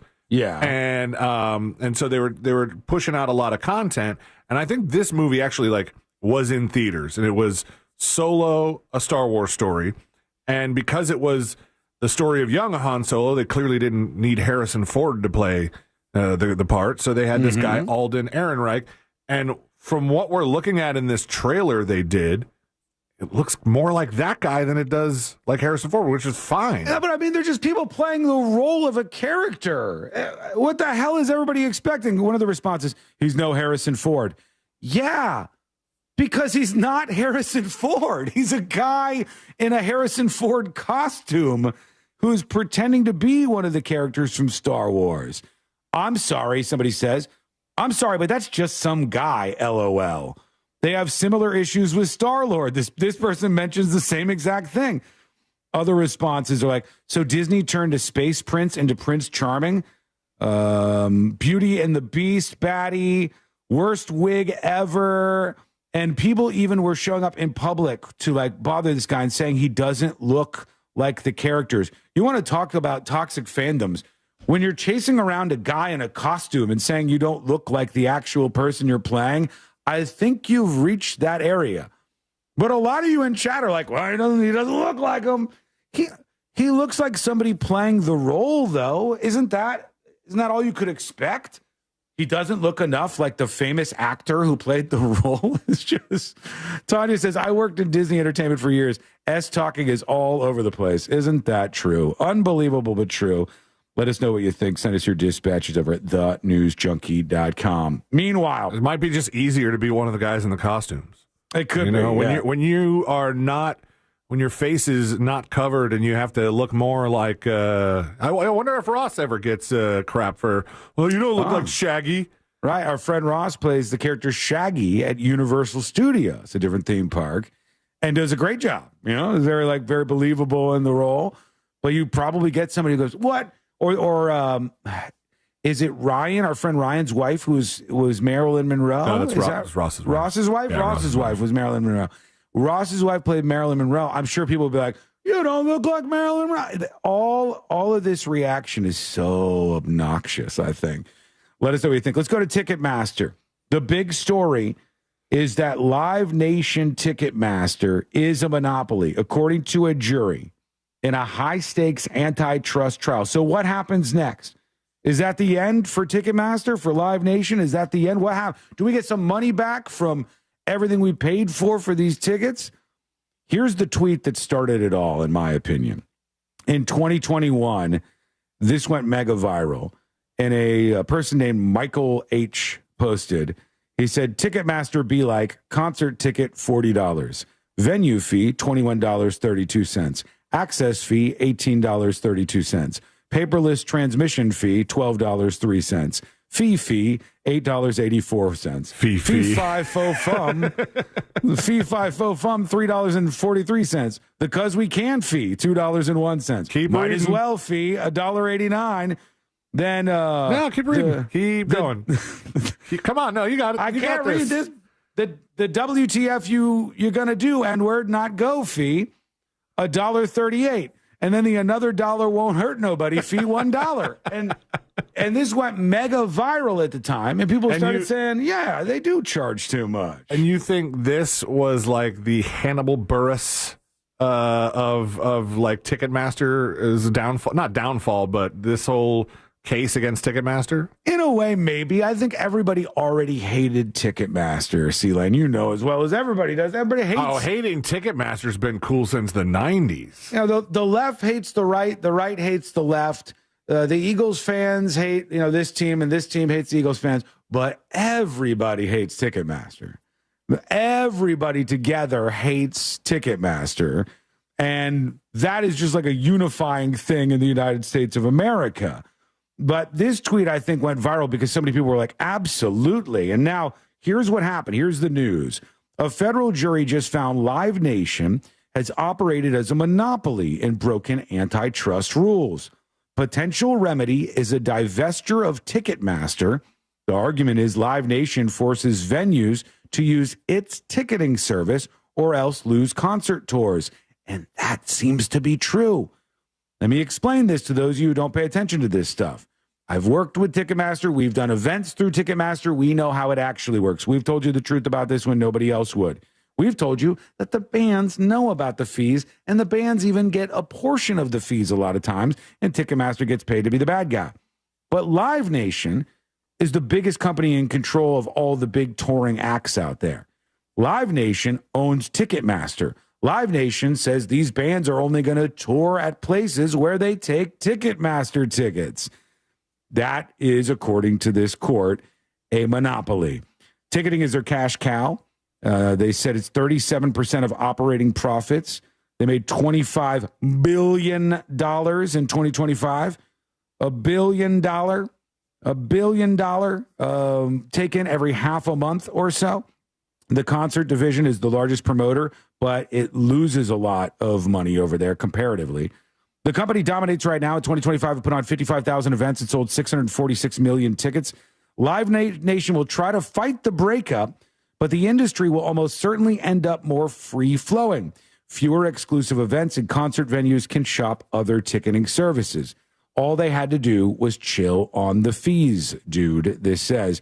So the jury is on the side of the people against Live Nation. The headline from the New York Times is Jury finds Live Nation acts as a monopoly in a victory for states against Ticketmaster. Should they be broken up? What do you think? Let us know. Send us a dispatch over at thenewsjunkie.com. All right. There we go. I'm going to get a couple of emails and dispatches ready for when we come back. A lot of people are talking about different stuff that we've discussed on the show today and, of course, yesterday. I'll get that all refreshed. I'll get that all refreshed. I have updates on the hookers in Hopetown, the Bahamas murder mystery story. It gets even weirder. I got Savannah Guthrie leaving in the middle of the Today Show. I got grab bag stories galore. We have a lot on the way, and it's all coming up next on the News Junkie. Coming up tonight on Real Radio at 7. Hello. Welcome to the show behind the scenes.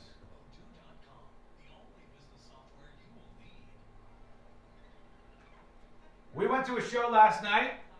Axis was the ticket service. They didn't sell any seats in the first 2 rows.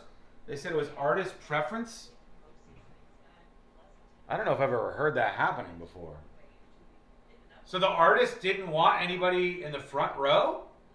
Or the second row? A refreshed fee? Yeah, why not?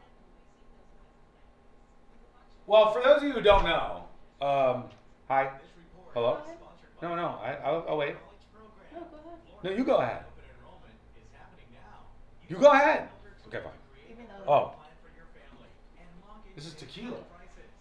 It's always tequila. There's still some in that one. Oh. I mean, this is just like a drop.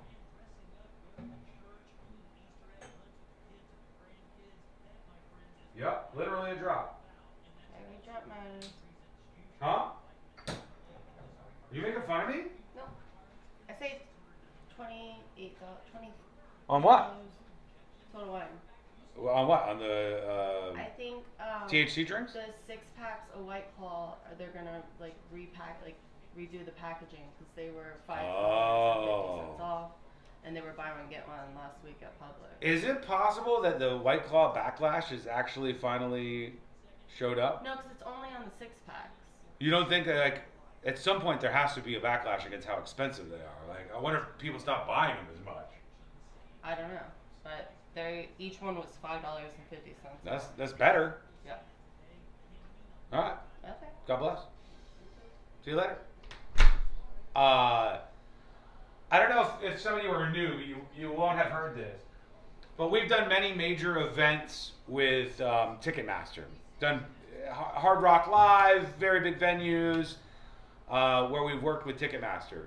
And the secrets that I learned through that process are that you can set your ticket price, of course, but then your Ticketmaster representative will ask you about fees. And you can put on fees of your own, and most artists do. So people will be like, the fees are $27. Well, sometimes the artist puts like a $10 fee on the backside, and they go, that way we can charge $50 for a ticket, but we're really charging $60, and then people blame Ticketmaster for the ticket being much more expensive instead of us, the artist. That is just true. I know it's true. I've experienced it. When they asked us, we said, no, we don't want to add any more fees to the backside of this. We want the tickets to be as low as possible. But not everybody does that.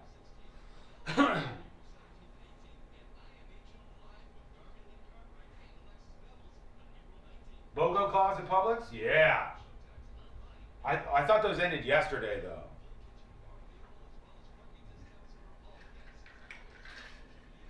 though. I mean, they're still expensive. Let's not kid ourselves, right? Canterbury THC seltzers? $28 for a 6-pack? I mean, Sunfate John, I'm sure those are great, but it is crazy how expensive the THC drinks are. And I don't know if because of these politicians if we'll be able to keep getting those. Crazy.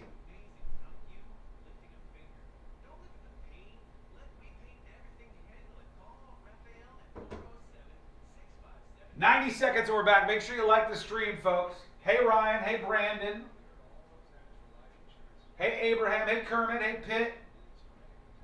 Hey, everybody.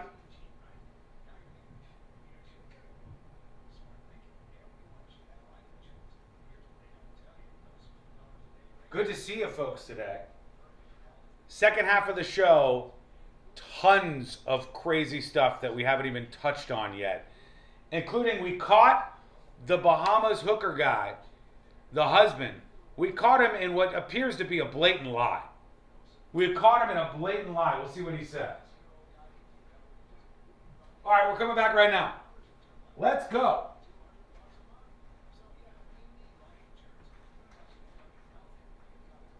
Here we go.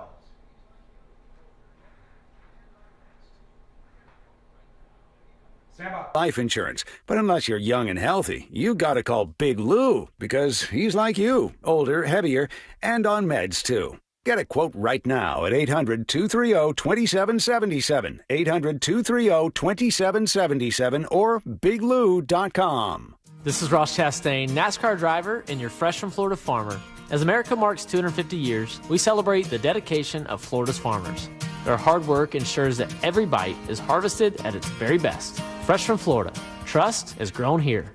Real Radio is on Facebook at Real Radio 1041. Sponsored by the law offices of Anajar and Levine Accident Attorneys. Call the law offices of Anajar and Levine at 1-800-747-FREE. That's 1-800-747-3733.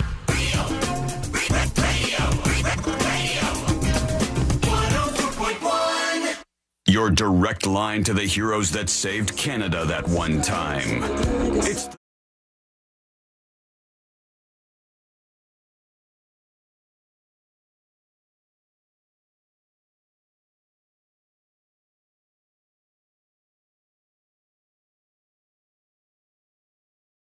all that good stuff rolling into the show today in the world's most viral newsroom, and your word matters around here, so we'll get to what you have to say here. I think we caught the guy in the Bahamas story in a lie, and I'm gonna bring that to you in just a moment here. I'm gonna tell you what's going on with that in just a moment. And then we got the whole second half of the show for those of you who get the full show, which is going to be a wild ride today. So I want to hear from you throughout the day. Let's get to a couple of emails coming in, tips@thenewsjunkie.com. Here is Mike talking about the Carnival lawsuit. If you missed this woman, her attorney, I got to give him credit. Her attorney did a killer job. He went in and convinced a jury of women in Miami that his client wasn't responsible for the 14 or 15 tequila shots she had in 8.5 hours, and that Carnival was actually responsible. And the guy used all sorts of like loose language going, where's this mystery 30 minutes of footage?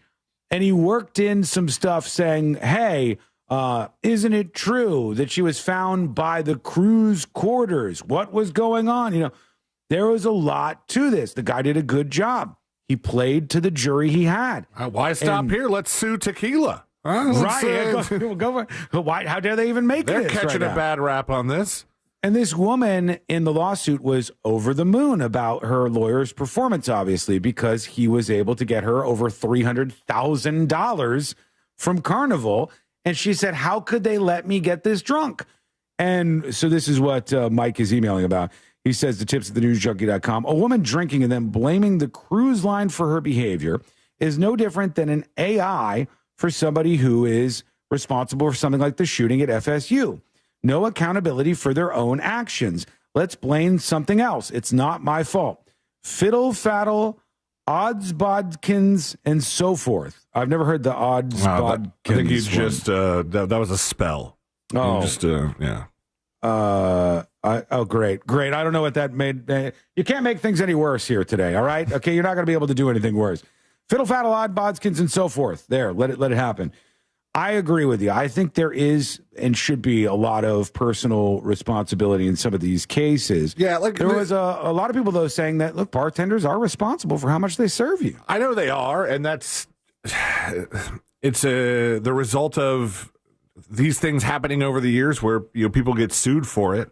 I don't love the idea that a bartender has that much responsibility on them if something bad happens, but like. At some point, I would agree with it if the bartenders were going, we need to get this woman plastered. We need to be predatory in the way that we serve her drinks. And on a cruise ship, it's less likely that something like this happens because, these drink package people have paid a set amount, and a lot of times the gratuities included. And so there's nothing to gain from them. Whereas if you were just at some like touristy bar where out-of-towners are coming in all the time and you just want their money and you go, I don't care about these people. Let's get them liquored up so they keep tipping me. Right. I want the money.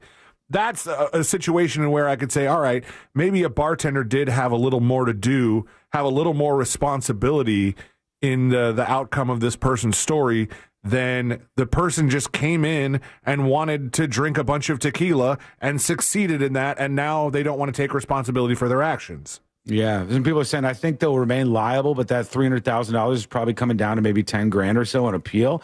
I'm not sure. I don't know what will happen with that, but it'll be interesting to see where all that goes. And I do wonder what the impact will be on people drinking and having these drinking passes on these cruises. I think that's the biggest long-term question. Pisenberg emails the show, tips@thenewsjunkie.com. He says, toxic fan base is much.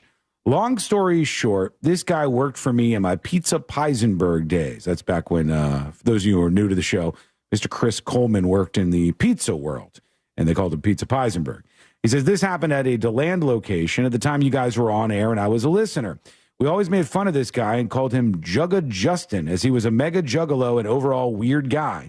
Guess he got the last laugh. If you have any further questions, I'll be happy to give them. Keep up the work, says Pisenberg. And he sends a link to, this is just to Papa John's in DeLand. What happened to the guy? What? I don't know what. I'm trying to figure out what happened to the story. He sent me the same link, and I ended up just ordering pizza. He might as well, right? He goes, I guess this guy got the last laugh, but I need to know what happened. And then a bunch of people are just emailing me meow. I want you to stop that. All right? I want you to stop that. I said we weren't going to do this today. Please don't do it to me. A lot of angry dispatches when it comes to people talking about Live Nation and Ticketmaster and all of that stuff. Here's I'm Not a Hippie, though, talking about another toxic fan base. All right. Speaking of toxic fan bases, if you follow women's basketball, Caitlin Clark has a real toxic fan base, man. I don't know why. I don't get it. Really? Ever since Angel Reese beat her in the national championship a few years ago, Angel has always been the enemy. It's usually these old white guys in their 60s or these bro dudes with wrestlers profile pictures on their social media that's always in the comments hating on every move and everything that Angel Reese does. It's weird. I like both women. I support both women. I support women's basketball, but for some reason, Caitlin Clark fans hate Angel Reese for some reason. Hippie out. All right, thank you. I'm Not a Hippie. Appreciate that. I only know the surface level stuff about that, but I'll tell you, and you might think I'm wrong on this, and maybe I am for all I know, but I felt like that was largely a media-made issue.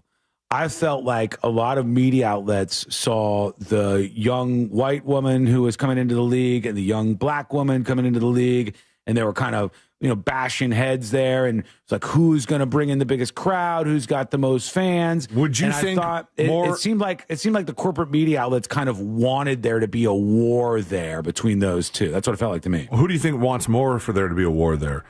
The media outlets or the WNBA themselves? Because before the WA hasn't had a lot of like standout stars.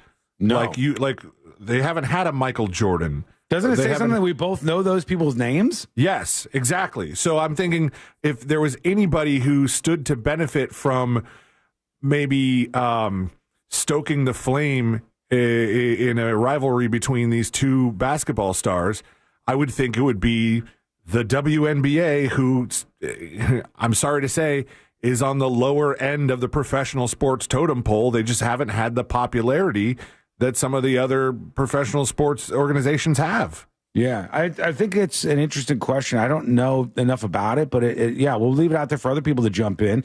Tips at thenewsjunkie.com or send a dispatch.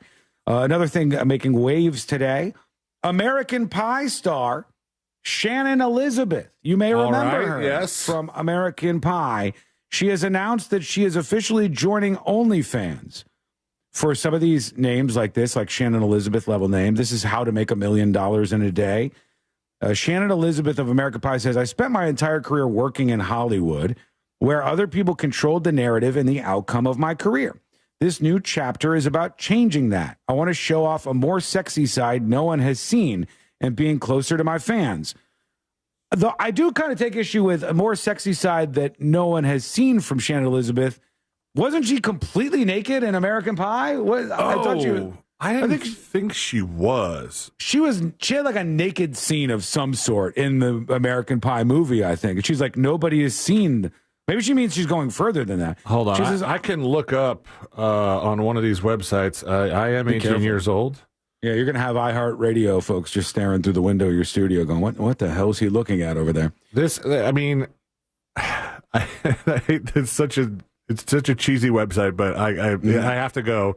Mr. Skin says Shannon Elizabeth, 4 stars Hall of Fame nudity, but yeah, it says nude in American Pie, breasts.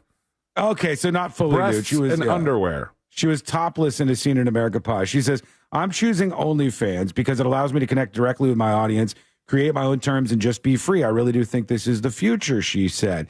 And then she launched this whole thing as Shannon Elizabeth, her account's out there. I'm sure she's just printing money the first couple of days on that.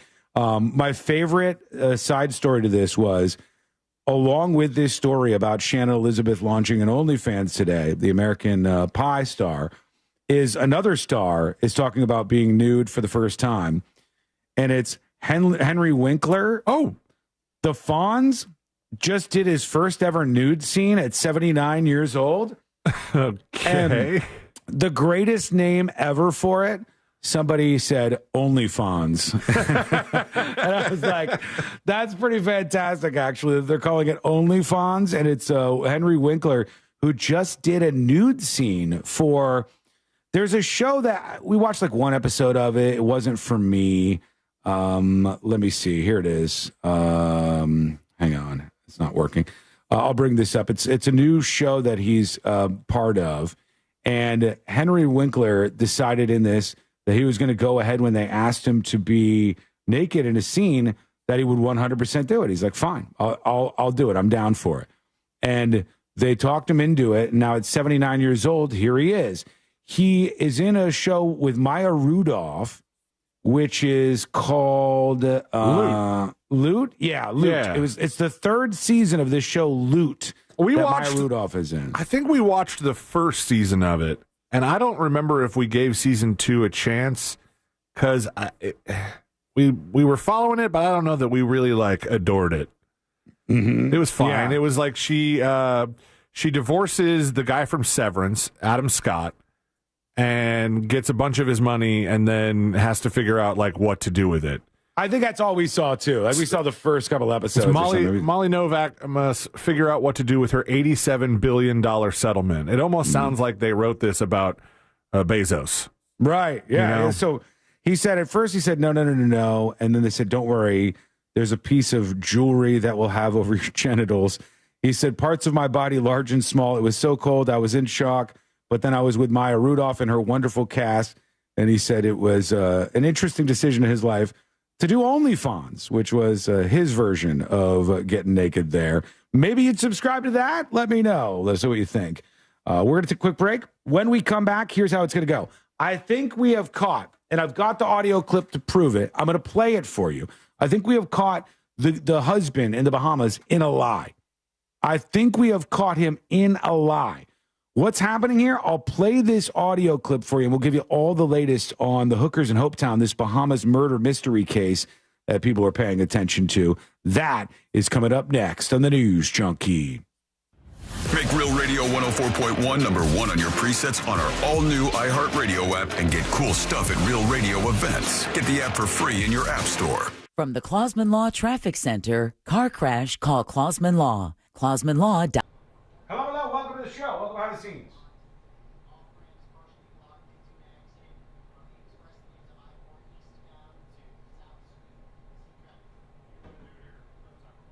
You want to do 12? All right, let's do it. Okay, cool. Folks, I got a question for you.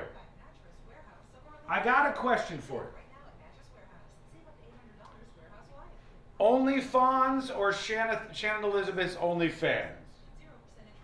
Which one? No, that's not my question. Because I know OnlyFans is going to win. I'm smart enough to understand OnlyFans will be the target of your affection. You've already seen Shannon Elizabeth in American Pie.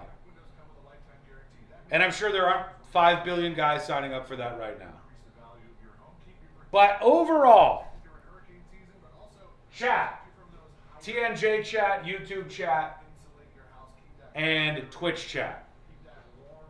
First question is, do you think people should be going to jail over marijuana? Yes or no? Do you think people should be going to jail over marijuana? Yes or no? Melbell doesn't want either. She's not getting the Shannon Elizabeth sub, and she's not getting the Henry Winkler Dinkler. Not interested in seeing either of those.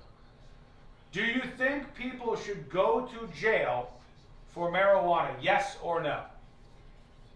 No, hell no, no, hard no, no. Why would anybody want to see a wrinkled scrotum? Absolutely not. No, that's like going to jail for broccoli. True. Should somebody go to jail for marijuana in 2026? Okay? And I mean like buying or selling marijuana. Should somebody go to jail? Hell no. Depending on the charge, smoking no, but selling yes. Raging hard no. No. See, I happen to think, and this mostly is very infrequent or doesn't happen, I think people shouldn't be sentenced to jail or prison for smoking or possessing marijuana. I think it's ridiculous. I think it's, in 2026, tantamount or somewhat equivalent to somebody going to jail or prison for possession of alcohol, which is also ridiculous, right? So I think most of us agree, generally speaking, people shouldn't go to jail or prison for marijuana. However, Florida troopers busted somebody on I-75. Their canine dog, Lobo, was at the forefront of this seizure. And a 55-year-old man from West Florida was in the vehicle that they pulled over. Inside the vehicle, over the limit of 25 pounds of marijuana, which is a first-degree felon and mandatory minimum sentence of 7 years. So if you have over 25 pounds, which this guy did, if you have over 25 pounds, you have a mandatory minimum of 7 years. All right? This guy didn't have 25 pounds, though. He had more than that. He had 2,000 pounds of marijuana in the vehicle he was driving. I'm going to show you a photo of this in a moment. It's absolutely crazy. He had 2,000 pounds, not 25 pounds, 2,000 pounds. With that in mind, do you still think he should have a mandatory minimum prison sentence of 7 years? 2,000 pounds, 7 years in prison, yes or no? Oh, come on, yeah, straight to jail? Literally a ton of marijuana? Yeah. 2,000 pounds. Now do you think he should go to jail? Yes or no? For 2,000 pounds. A ton, right. Space Grays. That's a shitload, but still. What vehicle? I'm going to show you. I'm going to show you what this looked like in a second. It's crazy to me. But I think we all agreed people shouldn't go to jail or prison for selling marijuana. However, if you have over 25 pounds, you go for 13 years mandatory minimum. And this guy had 2,000 pounds. So I wonder how many minds that changes. Because it's so much, does it change your mind? Like CFL Kent says, that's a little more than personal use. So is that where we dice this up? If we're like, if it's a small amount for him personally, we never want that person to go to prison. But if it's enough for him to like sell to a lot of people, we change our mind? I wonder how we feel about this. I'll come back. Wait till you see the visual.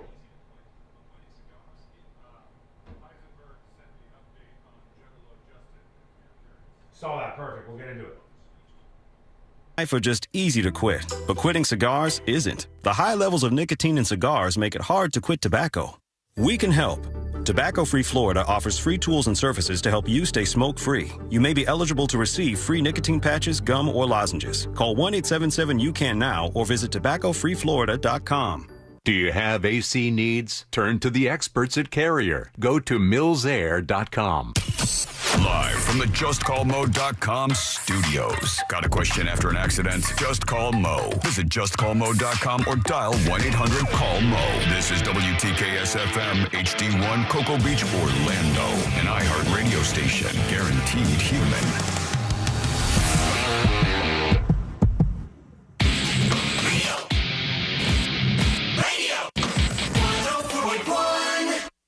Three best friends diving into the deep end of internet culture. This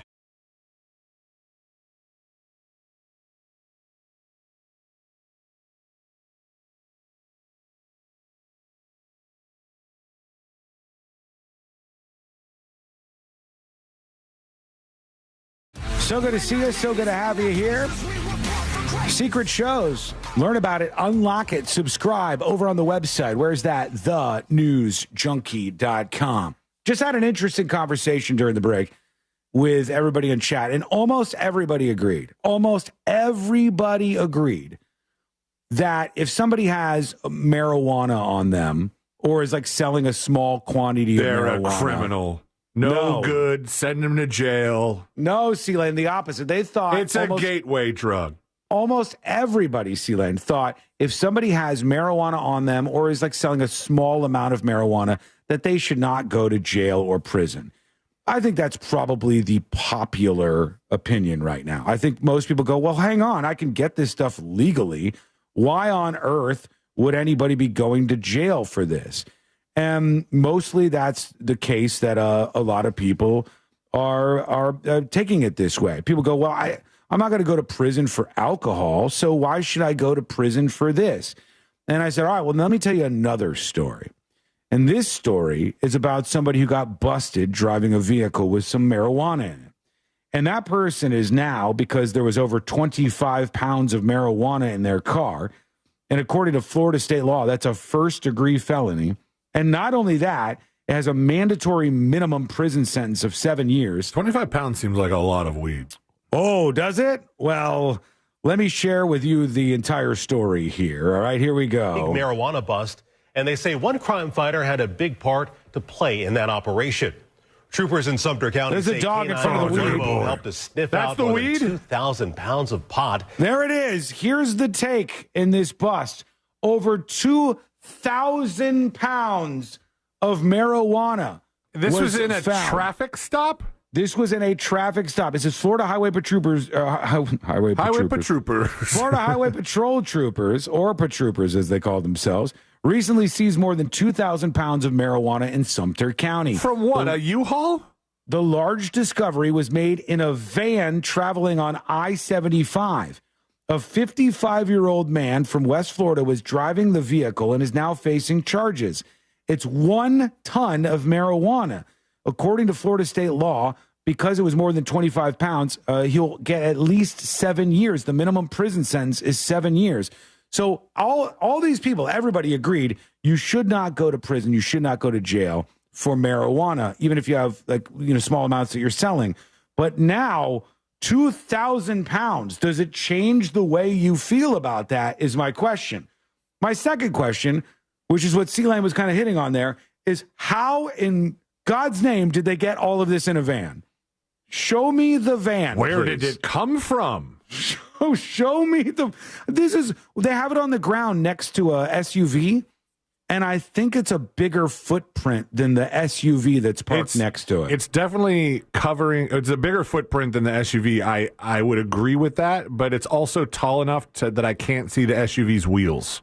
Yeah, it's about, I would say, maybe waist high, and huge packages of marijuana to the tune of over 2,000 pounds. Big old package. And so while most of us agree that people, if they have marijuana in small quantities, it'd be so ridiculous and it wouldn't be something that you would ever want to put somebody behind bars for, do you still feel that way when a guy's got a van so full that there's 2,000 pounds in it? Rachel says the van was a lowrider. That's why it looked suspicious. It would have to be, wouldn't it? Like, my God, 2,000 pounds. I mean, didn't it say it takes 25 pounds to become a felony? It's 80 times as much. 80 times as much. And so he faces the mandatory minimum of 7 years now behind bars. So the question is, should he, number one? The other question I have about fitting this all in the van, is there any way that I'm driving by a van with 2,025 pounds of pot in it, and I can't smell it right next to them in traffic? You've got to think that even though it all looks pretty vacuum, I don't know about vacuum sealed, but it's all wrapped pretty well. Yeah, it's all in bags. You have to smell that. I would think that or it's absolute dog-ass weed. I mean, the dog smelled it, obviously, right? Let me see. Sumter County. Did you need the dogs, though? I want photos of the van, for God's sake. Here's WFLA's version of the story. Yeah, they show all of it stacked up high on the road, and they got like the whole take. They don't show it in the van, which is what I really wanted to see. Oh, okay. This is an RV that they're showing. I wouldn't call that a van, no. Right? This is the other story here from WFLA shows what looks like an RV that they're pulling behind a fifth wheel truck. Read the sentence above that picture. It says, all right, let me read the beginning of this. A Largo man was arrested after a canine alerted on more than 2,000 pounds of marijuana in an RV on I-75. William Hicks, 55, was pulled over by the police. They didn't even call a canine. He just showed up. It was just like, that's how much weed that was. According to the Florida Highway Patrol, the trooper approached the truck, and Hicks said he was coming from Pensacola after visiting his father. While standing outside of the vehicle, I smelled a faint odor of fresh marijuana emitting from the pickup's interior, he said, according to the arrest report. He was asked to step out of the vehicle after he was unable to provide proof of insurance or vehicle registration. Dude, are you serious? Are you serious? Are you driving an RV pulled behind a truck that has over 2,000 pounds of marijuana and you don't have your license and registration in order? I think he had his license. He didn't have his registration or proof of insurance. Like, that's basic stuff. Like, make sure that's in order so they'll look at it and they'll go, okay, all right. Maybe you think as a person who is transporting 2,000 pounds of weed, you go, I don't need to register this thing or provide insurance because if they pull me over, there's no way they don't find that I have 2,000 pounds of weed. They said, opening the front door of the camper, troopers smelled a strong odor and noticed several suitcases lying on the floor. They started removing all of this, and then they found out how much was inside. He was charged with trafficking. They asked him if there was a reason why their dog would alert on the camper or the truck, and he goes, no reason.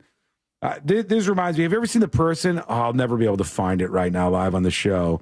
It was a police stop, and the person was so nervous. They were like trafficking drugs, and they had so much drugs in the back of their car that they were standing behind the vehicle and their knees were like knocking together. Like they were so nervous that you could see on the police dash cam that their knees were physically knocking together behind the police vehicle, wobbly knees. And that kind of stuff happens. I would worry if that person was in some sort of duress, in this sort of trafficking situation. If they're that unable to play it cool or to even try to play it cool, trafficking drugs, then you almost wonder, like, hey, are you okay? Like, is your family all right? Is everybody free to do, to move about the country in their own free will? Yeah, that's what happens. This guy, I guess, was like, nope, everything's fine. And it was not. Let us know what you think. Even though it's marijuana, if it's 2,000 pounds, does that change how you feel about somebody spending time behind bars? 7 years minimum on that one. You don't hear from stories like this because it's just marijuana, the amount of people it could kill. Mm-hmm. If this were 2,000 pounds of fentanyl, we'd be like, this could kill every person on Earth. Yeah. This amount of marijuana still kills nobody. It's just 0 people, even if one person. I don't know, unless it falls on you. We had Chris Coleman who responded, and he was talking about, hey, you want to talk about toxic fan bases? Long story short, this guy worked for me in my Pizza Pisenberg days. This happened at the DeLand location, and I clicked the link, and I couldn't figure out what happened. And I guess he sent a follow-up, and he said, here it is. In July 2016, I guess this guy who listened to the show, a Papa John's manager in DeLand, Florida named Justin Miller, was arrested for staging a fake knife point robbery. Oh, no. He claimed over $1,300 was stolen, but later confessed to hiding the money in a chimney. And they said there was a masked suspect who held a knife to his back while he was taking out the trash. They busted him on this. That just because somebody who listens to the show found themselves in that position doesn't mean that the News Junkie radio show has a toxic fan base. I like to think you all are better than that. Only a little bit better, but still just like indeed better than that, just a little bit. All right, let's see. Let's get to some of your dispatches that we're going to work in here on the show. That's how you join us. You record a dispatch over at thenewsjunkie.com. Somebody's responding to the Caitlin Clark thing where somebody said she had the most toxic fan base, or Angel Reese perhaps did. I'm Not a Hippie was talking about that subject. Here's a response from Josh. Hey, what's up, Sean? Hey. So, 45-year-old white guy here, big Caitlin Clark fan, just responding to that other dude that always chimes in about race. Angel Reese is complete garbage. You know she is. She cannot play basketball. She sucks. I'm going to pause. When you say you know she is, if you're referring to me, the answer is no, I do not. I think he was talking to Hippie. The other guy? Okay. Yeah. Okay. They're talking across me. Okay. All right. I just wanted to make sure that because when I hear you know she is, I'm like, I do not in fact know. She plays like a drunken giraffe. She's not likable at all, and you probably only like her because you think she's hot. And Caitlin Clark is very likable and actually has skills. Nobody cares about the stupid college championships, and that was a team effort anyway. It had nothing to do with Angel Reese, and she's toxic. That's why Chicago got rid of her, and she's going to fail on the dream because she sucks. Bunch of dodo brains on that dream team. All right. I don't know any of that or if it's accurate or if the hippie guy was right. I do not know. Nor will I find out, for that matter, because I'm not going to do an in-depth investigation to see until you dispatch right. again and remind us when the season's over. Or if you guys just keep going back and forth over and over and over, like, not a hippie back. That guy's an idiot. And by the way, not a hippie, if you want to respond, feel free. Go to thenewsjunkie.com. Send a dispatch over. Otherwise, it's your turn. Send an email or a dispatch at thenewsjunkie.com. All right, the Bahamas update. The hookers in Hopetown. I think we caught the husband lying. And in fact, we'll take a quick break so I can play that clip for you next. We'll see what you think about all of this, because that is coming up next on the News Junkie. Real radio is the Jim Colbert Show. It's smart, it's stupid, and slightly unhinged. The Jim Colbert Show. Weekdays at 3 on Real Radio 104.1. From the Odoo.com Traffic Center, Odoo.com, the only business software you will need. Hello, welcome to the show. Welcome behind the scenes. Stand by.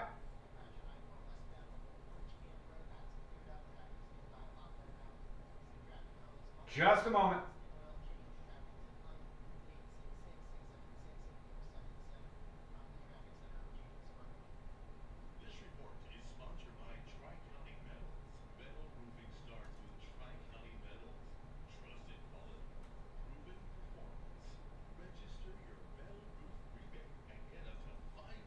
Question chat. TNJ chat, YouTube, Twitch. Join TNJ chat at chat.thenewsjunkie.com, by the way. And follow along when we do secret shows tonight live at 8 p.m. Secret Show subscribers, we have huge, game-changing Pallet Man updates. The Pallet Man saga continues tonight on Secret Shows. You did not see this coming. Trust me when I tell you that. You did not see this coming. However, I must ask, how many of you, Feral Kid says, oh my God, I'm going to miss the Pallet Man update. This sucks. It does suck because it's a earth-shattering Pallet Man update tonight. You'll have to catch it afterwards if you can. Here's the deal. How many of you have seen this video going viral at a New York City liquor store where the police are trying to arrest this guy and they're like punching him and stuff? How many of you have seen that? Yes or no? Have you seen that? I want to see if anybody's seen that video. No? Didn't see it? I'll have to show it at some point here because it is absolutely crazy. Does Pallet Man have a theme song? You bet your ass he does. You bet. But this video, I'll have to play it for you. It's some dude, and he was the cops were trying to arrest him inside this liquor store in New York City. And they just started punching the guy. And the interaction is really interesting. And now I guess the cops are being investigated. So I want people to take a look at that. We'll have that coming up in a bit. But first, the Bahamas story.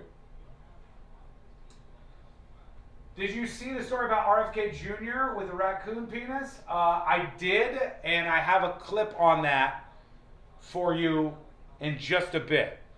Because I guess a reporter has just asked him about this controversial issue. I did just see that. I'm so glad we can now chat during best ofs. That's true. I didn't think about that. You can now chat during best ofs on chat.thenewsjunkie.com. That's true.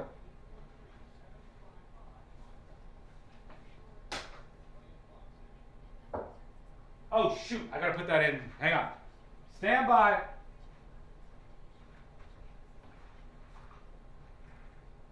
Stand by.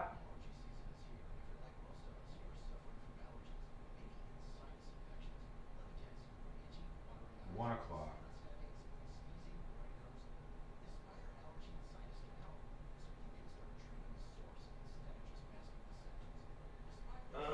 Hang on.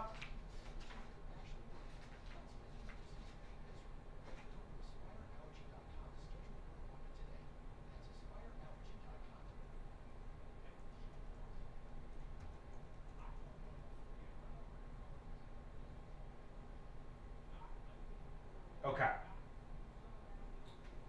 All right, we're coming back in 1 minute, less than a minute right now.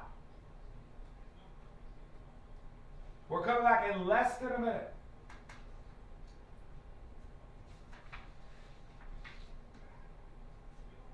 I think we've got the guy from the Bahamas in a lie, caught in a lie. Stand by, that's coming up next. 1-800-CALL-MO. Because when something bad happens, you don't want to think. You just want to call Mo. call Mo. Mills Air in business since 1992. That's over 30 years here in Central Florida. They're not going anywhere. Carrier factory authorized dealer. You can always turn to the experts at Carrier. Equipment change outs and upgrades right now with up to $1,275 in rebates. Visit millsair.com. 2%. That's the number of people who take the stairs over an escalator. I'm Michael Easter. Twice a week on my podcast 2%, I give you practical advice to live a more meaningful life. Don't ask for easy. Don't demand easy. Put yourself through some hardships, and you will come out on the other side a happier, more fulfilled, healthier person. Listen to 2% on America's #1 podcast network, iHeart. Open your free iHeart app and search 2%. That's TWO% to start listening. For all your plumbing needs, go to modernpi.com.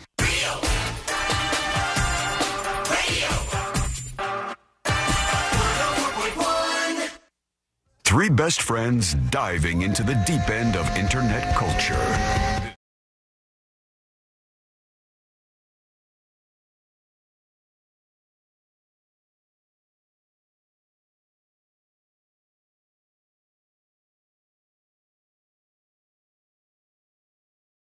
Newsroom.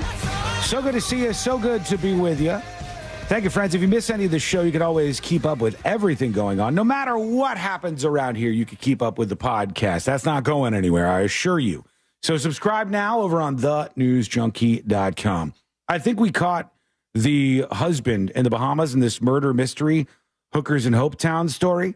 I think we caught Brian Hooker in a lie. I think we have caught the husband that some accuse of murdering his wife. He says she fell off of this dinghy on the way to their sailboat, and then he couldn't see her anymore, and he had to get out of there. I think we caught him in a lie. I'm going to play the clip here. This is a clip that was released right after the Bahamian authorities said no charges as of now. Is this the one we've already seen, or is this a new? Okay. This is the one we've already seen. So let's go back to this real quick so people can get caught up. This is Brian Hooker after he was released, talking about what the next steps are, searching for his missing wife in the Bahamas that he says went overboard. Do you believe that Lynette's still out there? I want to. My goal is to go back and speak with the Hopetown Fire and Rescue volunteers, the search and rescue volunteers.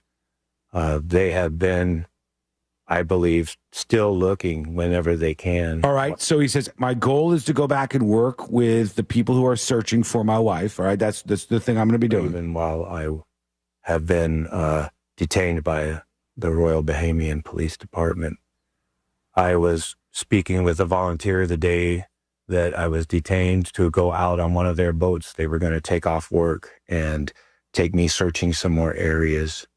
They're going to take off I won't their be able volunteer. to stop looking. All right. So right there, he just said, Brian Hooker just said, I won't be able to stop looking. I won't be able to stop looking. You want to keep looking for Lynette? I'm going to need somebody with more authority to tell me to stop. So he said he'll not stop looking for his wife that fell overboard. He's going to need somebody with more authority to tell him to stop looking for his wife. Now I bring to you the update. Missing American Lynette Hooker's husband has left the Bahamas. After insisting that his sole focus was on finding his wife and that he'd have to be dragged away by some authority more powerful than him. You couldn't get him out of there, he said. This is my big focus. He has fled the Bahamas now. Is that him walking out of the tiny airport in Marsh Harbor that we've been through? You've been right there, C-Lane. We've been to this area in Hopetown of the Bahamas. And right after this guy said, my in front of a bags are camera, packed, I'm ready to go. with Zeva's biker saying crocodile tears, this guy was about to cry. He's doing this interview and he goes, they'll have to force me out of here. I'll never stop looking for my wife. And I need a authority more powerful than me to tell me to stop searching. And then fast forward to like the next day. See you later. Bye. But I'm out of here. I'm leaving. And I go, are you kidding me, dude? This is him, I guess, from Fox News leaving the Bahamas. There he is at the airport. Brian Hooker leaving Freeport for Nassau. Well, maybe she drifted to Nassau. Yeah, sure. That's it. Maybe she drifted all the way back home where this guy's heading right now. He's getting on a plane with these other unsuspecting Bahamians who are probably just trying to do normal stuff. And they're like, why is everybody filming us right now? Brian, where are you going?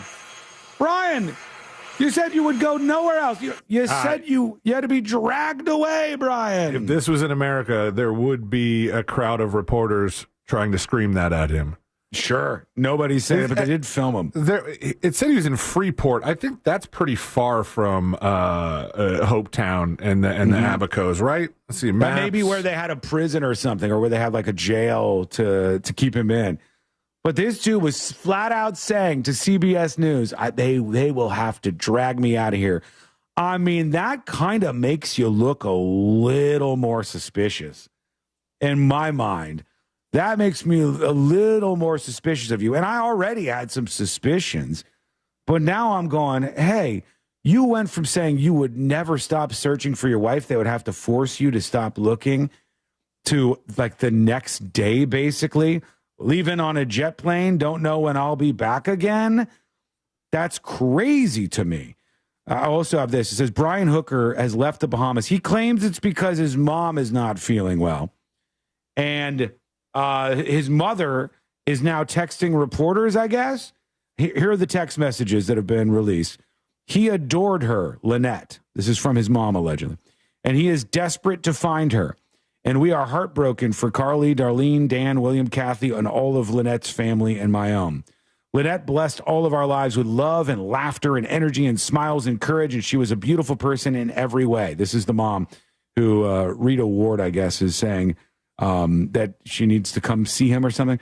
Brian said he's going to continue searching for Lynette. He's talking to his kids by phone as often as possible and hopes to see them soon. Now, go back to that first one. All right. Now, I cannot tell what app this is. And I'm wondering if this was... Do you think this is an actual screenshot, or do you think this is a recreation? I think it's a screenshot within an email, but it's hard to tell, actually. It's not just a straight-up screenshot of a text message, but it does look visually different, doesn't it? It looks visually different from any app that I'm aware of, and the previous messages that we've seen that were correspondence with Brian Hooker and friends seem to be on the Facebook Messenger app. This app I don't recognize. But further, if this is supposed to be a direct quote and not a recreation of a text message, who texts like this? He adored her and then puts Lynette in brackets. That's journalism typing. Because they know who they're talking to there. This was from his mom. Right? This was from the guy's mom, and it said, Brian Hooker has left the Bahamas because his mom is ill, according to NBC News. His mom sent us these texts yesterday. She also mentioned that she was sick. I don't know. All of this looks to me like he wants to get the hell out of the Bahamas because he doesn't know if he's going to be apprehended and charged at some point in time. And so he at least wants to get back to the United States of America. And it doesn't look like he was telling the truth. That's the bare minimum here, is it doesn't look like he was telling the truth about wanting to forever search for his wife that went overboard. It seems like maybe that wasn't exactly the case. Let us know what you think. Send a dispatch over at thenewsjunkie.com or email the show. By the way, if you want to be anonymous, put that right up on top. That's tips, T-I-P-S, at thenewsjunkie.com. Real quick, big thanks to Bootsy Moonshine for the 5 gifted subs. Woo! Thank you so much. You can grab those over on the website, the Secret Show subscriptions, gifted by Bootsy Moonshine, available for you, but you better do it right now. As long as you have an account, you can claim those 5 gifted subs to Secret Shows, unlock Secret Shows, courtesy of Bootsy Moonshine, with those in the next couple of seconds here. Those will be claimed momentarily and gone, and fire off a whole bunch of emails to all involved, but thank you so much for that. Appreciate it. I'll hit the graphic and update things during the break here. All right. I want to get to more emails, but I'm going to wait on that for the time being. In the meantime, I do want to share this story with you, which I thought was pretty adorable, actually. They said a 91-year-old grandmother who was missing her daily check-in calls They said she's been found. Her family requested a welfare check because she wasn't calling them. The reason why the elderly woman wasn't contacting her family is pretty hilarious to me. But here it Scary is. situation in Westlake yesterday. Police and the family of a 91-year-old woman unable to get a hold of her. But officers never could have imagined what they were about to find when they went to check things out. Our Scott Knoll explains. All right, here we go. Westlake police at the home of a 91-year-old woman Thursday night. 783, garage doors open. We're going to make entry. Police, her family, all unable to get a hold of the homeowner. All right, the cops show up at this elderly woman's house, and they go right in through the garage because the garage was open. The vehicle's in the garage. The woman, a part of the city's Are You OK program. This time, another woman not answering the call. Everyone's a little bit alarmed that she was missing these contacts. What would police find this time? Westlake Police! To protect the woman's identity, police didn't release any more of that video. But what happens next? No one would have guessed. Wait for it. Turned out to be all okay. Everyone got a good laugh out of it. Police found her all right in her room. We'll let the officers called to dispatch explain the rest. We're here with her now. She's playing video games in her bedroom. Police say not just playing video games, but trying to beat her record level, officers say. In the process, missing those attempts to check in on her. But we're told thankful police came out. So she was playing a video game and trying to beat her personal record on it. Are we going to find out the question that we all want to know? I want to know so bad, but it doesn't say in the report that I looked at what video game it is. We need to kind of like put a call out to journalists and maybe police officers, but definitely journalists. Whenever there's an incident at a karaoke bar or something like this where there's a video game involved, you can't leave us hanging. No, it's brutal. Yeah, I want to know more. Let's see. They're saying this is okay as the program that the woman was involved in. Police say the woman missed the calls because she was trying to beat her record in a video game. They thanked the officers and sent her on her way. But she wasn't talking to her family. She's 91 years old. 91 years old, this lady. And was playing a video game. I wish it said what it is. See if you could find out, Sealand. We'll see if we can locate that before the end of the show. Right now, what we're going to do is take a quick break. When we come back, all the gifts have been claimed, by the way, thanks to Bootsy Moonshine over there on thenewsjunkie.com. Secret shows tonight at 8 p.m. Tonight, 8 p.m. If you're a subscriber, you can watch live, and we'll have Josh Fowler along with, and he's had a Pallet Man saga that he's been bringing everybody through. And boy, are there some twists and turns on Pallet Man this week. If you don't know what's going on here, we'll get you all caught up on Secret Shows, fully uncensored. 8 p.m. tonight. Subscribe on thenewsjunkie.com or feel free to gift subs. Hit that gift icon on thenewsjunkie.com. Quick break. Back with Jury Duty. That is coming up next. Nancy Guthrie disappeared in the middle of the Today Show. I'll explain to you what's going on there. Savannah. I'm sorry, I did it again. Nancy Guthrie disappeared a while back. Savannah Guthrie disappeared in the middle of the Today Show. But I have something else for you. They once again think they've found a new way to fly. I'm going to present to you this new offering, and you tell me if you're going to spend your hard-earned money on this. That is coming up next on the News Junkie. AI has data, we have bad ideas that somehow work. Real Radio 104.1, guaranteed human. This is Doug Gottlieb. Here's what's trending from the iHeart Sports Network. Presented by iHeartAdvertising.com. The Magic will have to try again to make the playoffs. They lost to the Sixers 109-97 in the battle for the 7th seed in the East. The Magic tomorrow night host the Hornets. The winner gets the 8th seed. The loser season is over. Florida men's basketball retaining a key member of its lineup. Forward Alex Condon announces he's coming back to the Gators for his senior year. And baseball, the Marlins lost to the Braves while the Rays won their 5th straight, beating the White Sox. I'm Matt McCoy.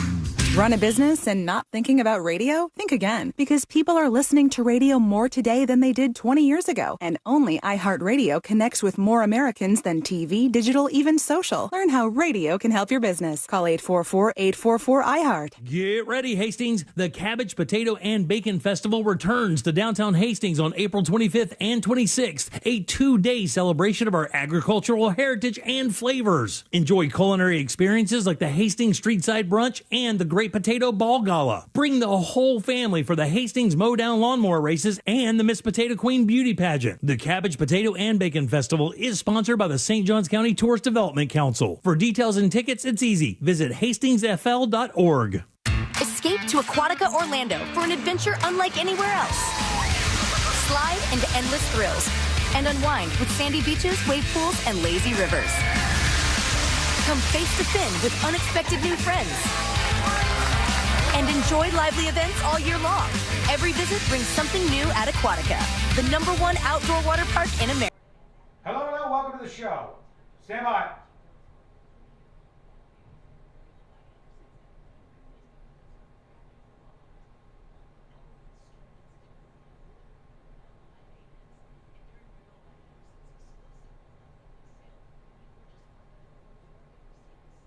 One moment.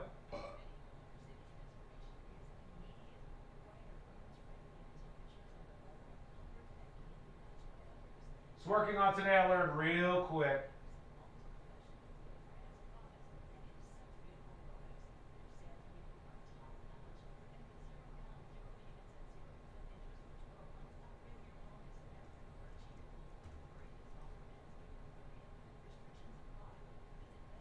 Don't forget, Jim Culver Show should be live after us today. On the Jim Culver Show, Josh Fowler. Joshua Fowler on the Jim Colbert Show today. And then on Secret Shows almost right after. What a whore!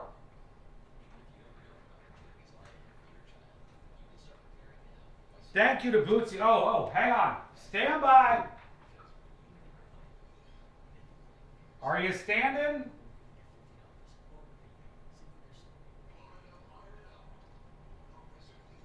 One, two, three, four, five. Boom! There we go. Bootsy Moonshine with the 5 gifted subs. Thank you so much. How cool. Very appreciative. Thank you so much. Congrats to all the users who grabbed those very quickly.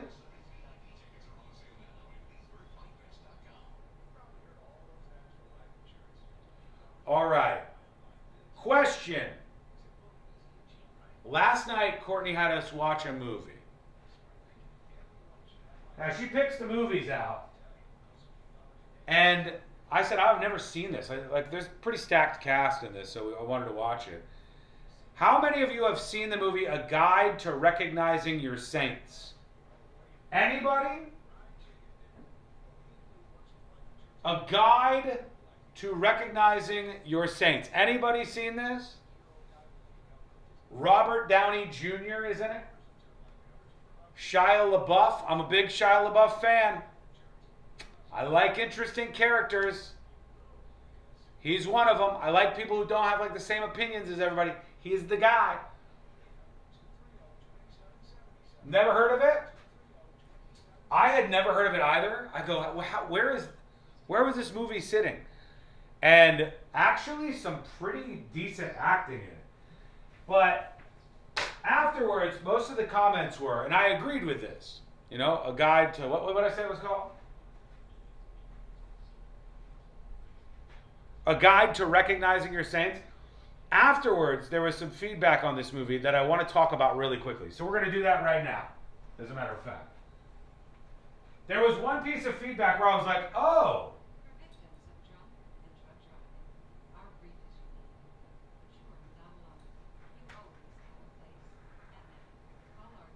Stand by, that plus jury duty is coming up in just a moment.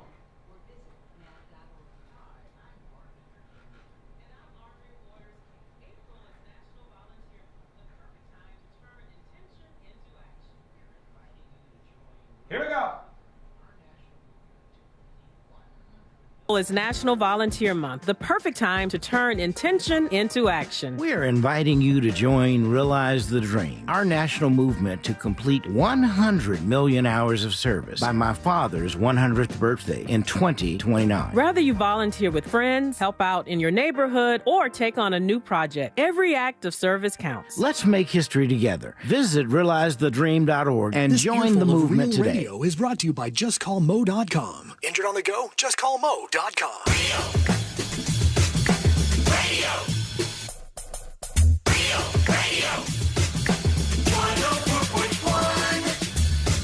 The show that takes you from Skywall summer to Jack Rocket fall. Whatever.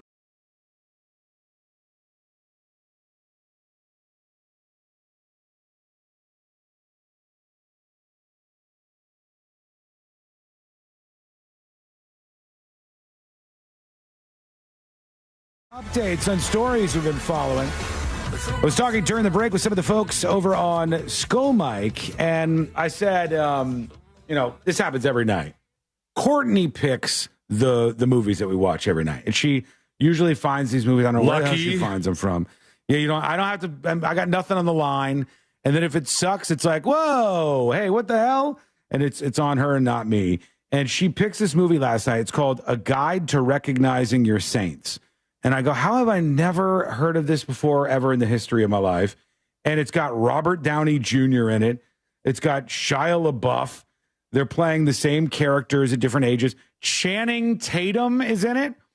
And by the way, Channing Tatum is in this movie, and he says a couple of lines that I'm pretty sure will be held over his head because he's like a racist character in this. And Channing Tatum is dropping M-bombs and stuff in this movie. I'm like, what? How have I never heard this? 100,000 ratings on Rotten Tomatoes, 73%. So we watched this, A Guide to Recognizing Your Saints from 2006. I said, this is so weird. I'd never heard of this at all. I wasn't aware of this. We watched it, and it was decent. It was like good acting and whatnot and decent writing in a movie.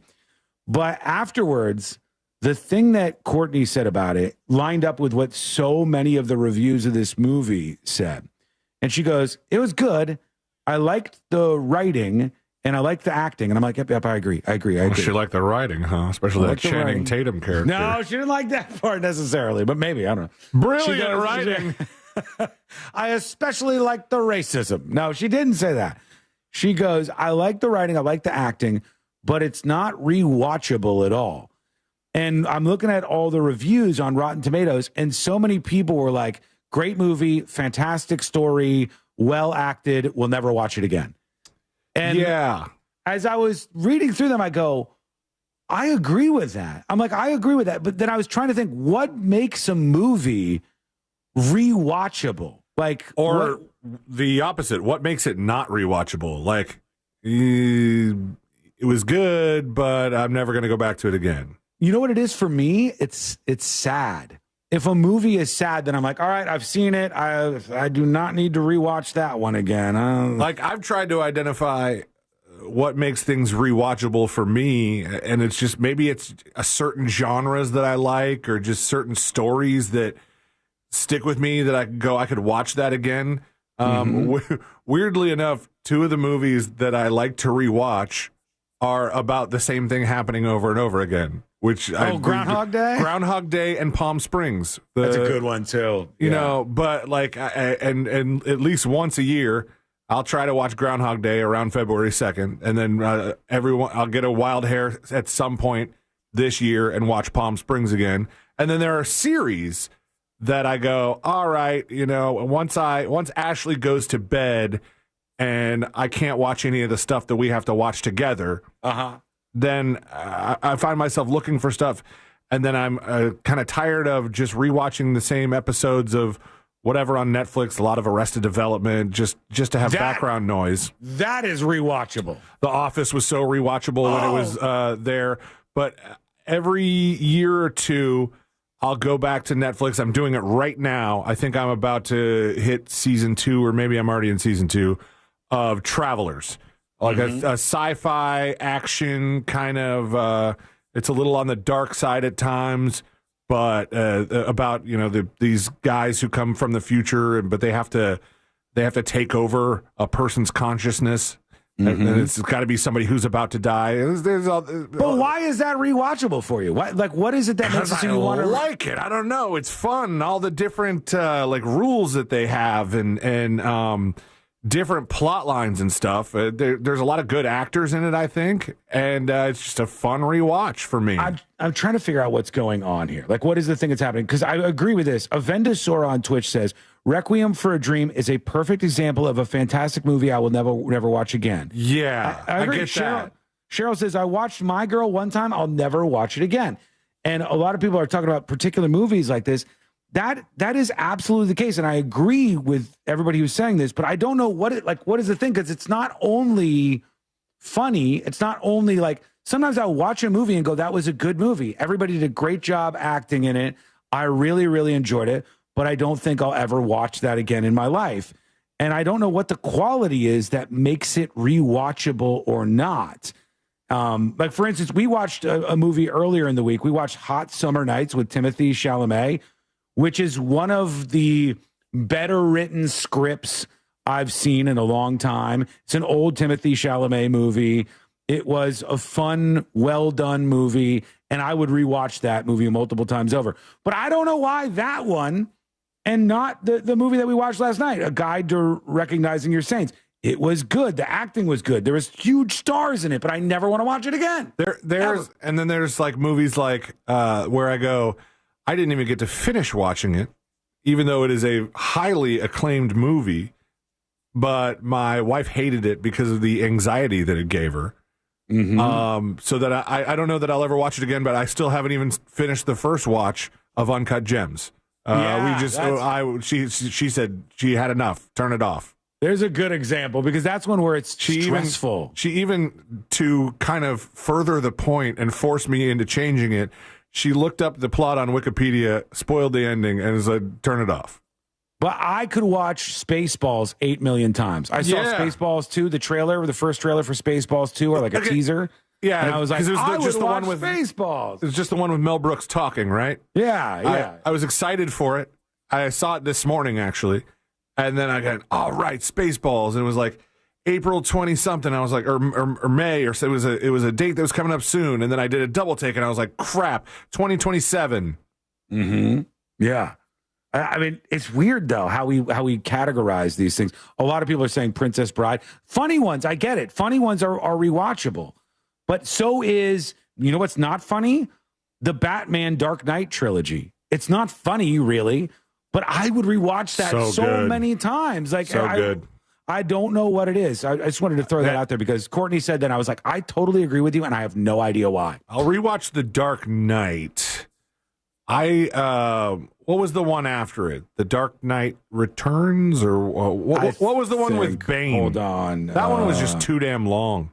Yeah, somebody just said anything over 3 hours is unrewatchable, and I don't disagree with you. Some of that stuff, it's hard to get the first watch. We only have a limited amount of time. We still haven't even watched Sinners because I think that one clocked in at pretty long. Dark Knight trilogy is Batman Begins, Dark Knight, and Dark Knight Rises. Dark Knight Rises, that was it. Yeah, Dark Knight Rises was, I think, so long that I lost the plot a little bit. I don't know if I was fully paying attention or what else I was doing. I don't even remember when it came out, so where in my life I would have been watching that movie, but it was just so long that it was like, this could have been 2 movies. I think the only thing that I'll throw out there that I have as a theory on this is that things that I personally want to rewatch, the quality that I think I'm looking for is something very, very strange. It's that I want to wander around the universe a little more. So, for instance, if The Office is what I want to watch, I want to live in The Office a little longer. It makes me happy. I want to wander around all the corridors of The Office and go through the lives of these people again. Or I love, let's say, the Step Brothers movie somebody mentioned. I want to dive back into that world and wander around that. It's, for me, it's about like being in those places and with those characters in those worlds kind of makes me happy. So I want to go back there and explore a little bit more. For me, the first movies that I mentioned, Groundhog Day and Palm Springs, I think part of it is when I watch it, I get this sense of what would I do in this situation? Like I have an unlimited retries. I have unlimited lives just on this one day. Like what would I do to mess with people? What would I do to get laid? What would I do to... And I think Palm Springs kind of explored a lot more of that than Groundhog Day did. How would you spend your time? How would I spend the same day over and over and over again to really get some bang for my buck? I agree. And somebody's saying you're weird, Sean. That's not weird at all. I think that's totally normal. I think what might happen soon with the entertainment industry, they're leaning into the AI stuff, which a lot of people hate. They got Val Kilmer booted up in AI in this new movie, and people hate that, even though it'll probably get some eyeballs on it. But I think what could happen is, let's say you take that movie Palm Springs, Sealand's talking about. It's very much like Groundhog Day. It's got Andy Samberg in it. It's a great movie where he wakes up and lives the same day over and over and over again. Now, imagine they have that movie and they do AI versions of these movies where they go, hold on. They go, we have the classic for you, and here it is. But we've utilized AI to take all of these characters and all of these visuals and now give you another experience in this world. We give you the prequel to this before this woman came along, and AI generates with all the footage, like, here's the same character in the same world with the same people that he's around, but without any actors having to do anything. You've now generated a whole bunch more. It's it's kind of an interesting thing that I think could happen, but let us know what you think. There was this one article here that says, it's from No Film School, and it says, Pentex Productions believes 6 factors make a movie rewatchable. Story, clearly. Yeah. Humor, quotability, which will probably lead to, or your Step Brothers thing, super quotable. Compelling characters, pacing, and a satisfying ending. And the satisfying ending thing, I also think is huge. But also for me, that's what I'll say that made the movie bad. And that was what happened with that world-ending shooting nukes at each other movie that everybody thought was so great, the House of Dynamite. Yeah, where I keep, I'll catch flack from a couple people, from a couple listeners that chime in and be like, Sealand, you don't know what you're talking about. House of Dynamite was so good. I go, no, it wasn't. The ending was not satisfying. And it's not only will I not watch it again, but I'll say it was not a great movie. That's why I won't watch it again. Let's see what everybody thinks. Hit us up with your emails or your dispatches. Right now, let's get into it. Let's do jury duty. Court is now in session, so put your phone down and pay attention before we call the bailiff over to whip your ass. You're now on jury duty with the News Junkie. Jury duty brought to you by the one, the only Mo DeWitt of the DeWitt Law Firm. Injured on the go? Just call Mo. 800-CALL-MO, 800-CALL-MO, or go to justcallmo.com. Mo should be joining us tomorrow on the show at some point in time. We'll see what's going on with him. I know he's got some big plans he wants to leak out to people, and you will benefit from this. All right? Tomorrow on the show. Well, justcallmo.com is the website, and 800-CALL-MO is the number if you've been in an accident. The founder of SantaCon, the Santa Convention, I think the biggest annual drunken bar crawl. I was going to say, is this the New York one where all the Santas get wasted and then there's some really good footage out there? Yeah, 25,000 people dress as Santa Claus every year when they do this. The guy has been accused of siphoning charity funds from SantaCon for his own use, and after he was in court with federal prosecutors coming down on him, the media followed him afterwards. Mr. Pildaz, would you like to comment? Here he is right here with the curly hair for you watching on YouTube and Twitch. He's now headed home, and he's got the awkward thing. Anything at all to say? Do you have anything at all to say? Thousands, hundreds of thousands, nearly $3 million missing that they said that you actually stole and used for your own personal gain. Do you have any comment, Mr. Pildaz? They're like right up next to him as he's just walking down the sidewalk. And he's trying not to respond, which is probably so difficult. Is there anything that you have to say about this? Stole millions of dollars allegedly from charity. Did you con the charities, SantaCon? The FBI says you stole Christmas. Can you comment about that? Yeah. I like how they go the angle of like the FBI is saying that you stole Christmas, sir. Any comment about that? These people want to know. These people have gone for years. Our station has covered this for years. And we just wanted to know if there was any comment, anything that you have to say to these people. Anything to the allegations at all. Nothing, man. They're surrounding him on the sidewalk here. One of the reporters, I think, asked him at some point in time, are you going to get stock? Are you going to get coal in your stocking, I think is what they said. Are you on Santa's The FBI naughty says you list? stole Christmas. Mr. Pildes, are you a Grinch? Hold on. Maybe I missed it. I might have fast forward past it. I think there's one part where she's like, are you on Santa's naughty list? Did you con the charities with Santa Con? The FBI says you stole Christmas.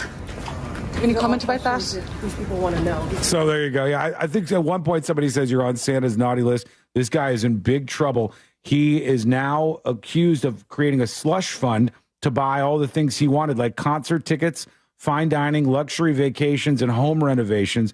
He only donated a small fraction of the SantaCon funds to an actual charity, and that's why these folks are coming down on him in this courtroom. Did he say he was donating more? He did, yeah. They made claims that they were going to donate a lot of it, and then he gets dollar signs in his eyes because it becomes really, really hard to push all that money to the charity you promised it to afford those concert tickets, you know. True, yeah. Ticketmaster. What's another dollar fee? True. All right, when we come back, the Power Hour. There is a company that probably has a restaurant right around you. It's a huge chain, huge chain. They've launched something that people are saying is over the line, offensive. How could they do this? I'll tell you about this thing that you could order delivered to your house right now. And you tell me if you think it's offensive. We'll get into a liquor store confrontation that's making headlines. And the Savannah Guthrie, she disappeared in the middle of a segment. What really happened? All that and more coming up next on the News Junkie.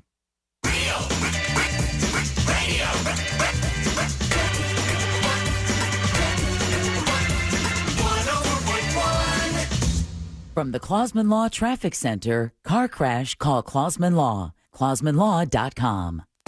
There's a crash getting cleared up on the off-ramp from Florida's Turnpike northbound to State Road 429. The off-ramp left lane's blocked. Look out for a crash off to the shoulder on I-4 eastbound near State Road 46. 2 right lanes are still blocked on Kirkman Road southbound at State Road 408. See traffic troubles, call the Valvoline Instant Oil Change traffic tip line at 866-676-8477. From the Traffic Center, I'm James Birmingham. This report is sponsored by Dollywood Parks and Resorts. Visit Dollywood in the Great Smoky Mountains for thrilling rides, an award-winning water park, seasonal festivals, and incredible resorts. And for even more reasons to visit, the new Night Flight expedition is coming soon. Stay, play, and save by planning your trip at Dollywood.com. Folks, let me tell you about an amazing company. You know about them. You hear me talking about Mills Air, and maybe you think, hey, Sean's only saying this because Mills Air is paying him to do so. Honestly, if they gave me not a single dollar more, I would still on the sly tell everybody I could just how amazing this company is. Because the truth is, it's the only company I know that is not going to take advantage of you. And I love that. I love that you're going to walk away with a good experience and an AC that works and not a bill that's 8 miles long. It's not like you went to CVS and got that never-ending receipt. You got the fair deal that you were looking for from a company that does things right, and that's Mills Air. They're a Carrier factory authorized dealer that can get you access to huge rebates if you need a new AC to save you on your power bill every month.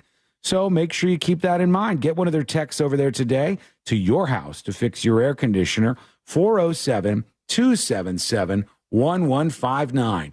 That's 407-277-1159. Or find them online at millsair.com. Save every day at Headquarter Hyundai. We've dropped prices on acres of new Hyundais. Visit headquarterhyundai.com. Why is the Eustis roofing truck driving around Orlando? Are they lost or something? We're not lost. We're on our way to repair your neighbor's roof. We may be called Eustis Roofing, but we help families in Orlando every single day. No out-of-town crews, no gimmicks, just roofing done right by locals who know the Florida weather. Visit EustisRoofing.com to schedule your free estimate. Head to this station's contest page for your chance to win a $25,000. Hello. Well, behind the scenes of the show. I regret to inform you, we are going to be back on a plane in a moment. Hey, question for you. TNJ Chat, YouTube, and Twitch. I know this is kind of personal, but I want to ask you a question, all right? A little personal, but I want to ask you a question. Is anybody out there willing to say, like, you've tried Ozempic or any of the GLP-1s? Anybody? I get it if you don't want to. I get it. I want to know, though, if anybody will tell me that they have tried out one of the GLP-1s like Ozempic, and there's a reason why in a story here.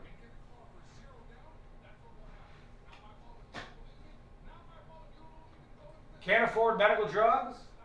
You got to go to those websites. Not the brand name ones, but yes. Sean finally going to lose the weight. Hey! What the hell? Unbelievable. My wife did it and it did not work. Nope, I'm literally eating office birthday cake right now. I tried, it didn't work. My wife tried it and has lost a lot of the weight. Here, okay, there's some people actually on it right now. The thing I wanted to ask you about is there's more and more stories about people who are saying that they get into like an Ozempic mood. They call it like Ozempic mood. Like it zaps all of the excitement out of your life. Not only does it lower your desire for food and other things that we've talked about, but they're saying it just makes you like meh about life in general. And I recently heard from somebody who's been trying it over the last couple of months, and they told me like, yeah, like it works really well and you can lose weight and all that, but they're saying it just like zaps all the life out of me. And more people are complaining that they don't feel like themselves. They don't feel like themselves. I know somebody on Ozempic who would be kind of meh. Well, I'm wondering if the Ozempic is making them mad.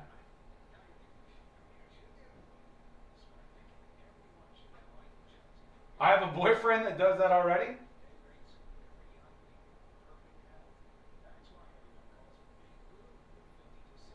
Yeah, it's a weird thing where it's like, hey, it's like changing you and your personality in such significant ways that people say they'd rather be heavy, they'd rather have the weight on and feel like themselves.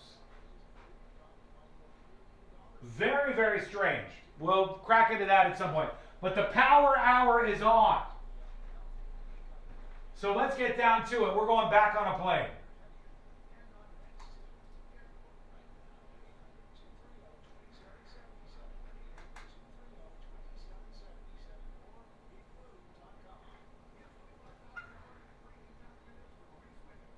Stay put, folks. 800-230-2777 or biglou.com. Win $25,000 in free impact windows from Maurice Windows. Text TRUST to 20129. Broadcasting live from the JustCallMo.com studios. Need help after an accident? Just call Mo. Learn more at JustCallMo.com or call 1-800-CALL-MO. This is WTKS-FM HD1 Cocoa Beach, Orlando. An iHeart radio station guaranteed human.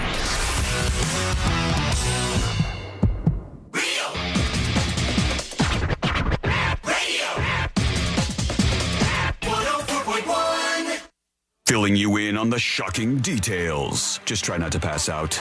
This is the news.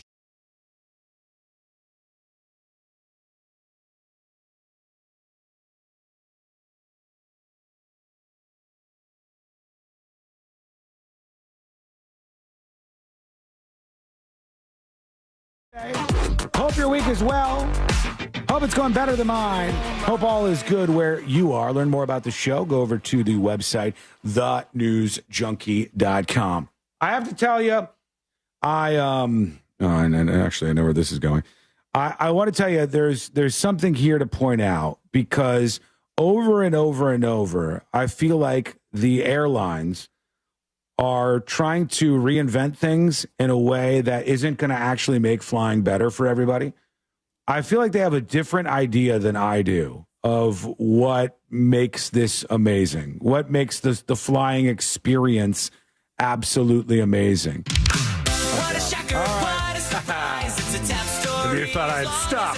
I did. This next clip Like I'm going to get away with this one. You might have guessed we're back on a plane. They keep trying to reinvent things on planes. And when they do it, every time I'm like, that's not what I want. That's not the thing that I'm interested in. And they've just announced on Air New Zealand something called Skynest, Economy Skynest.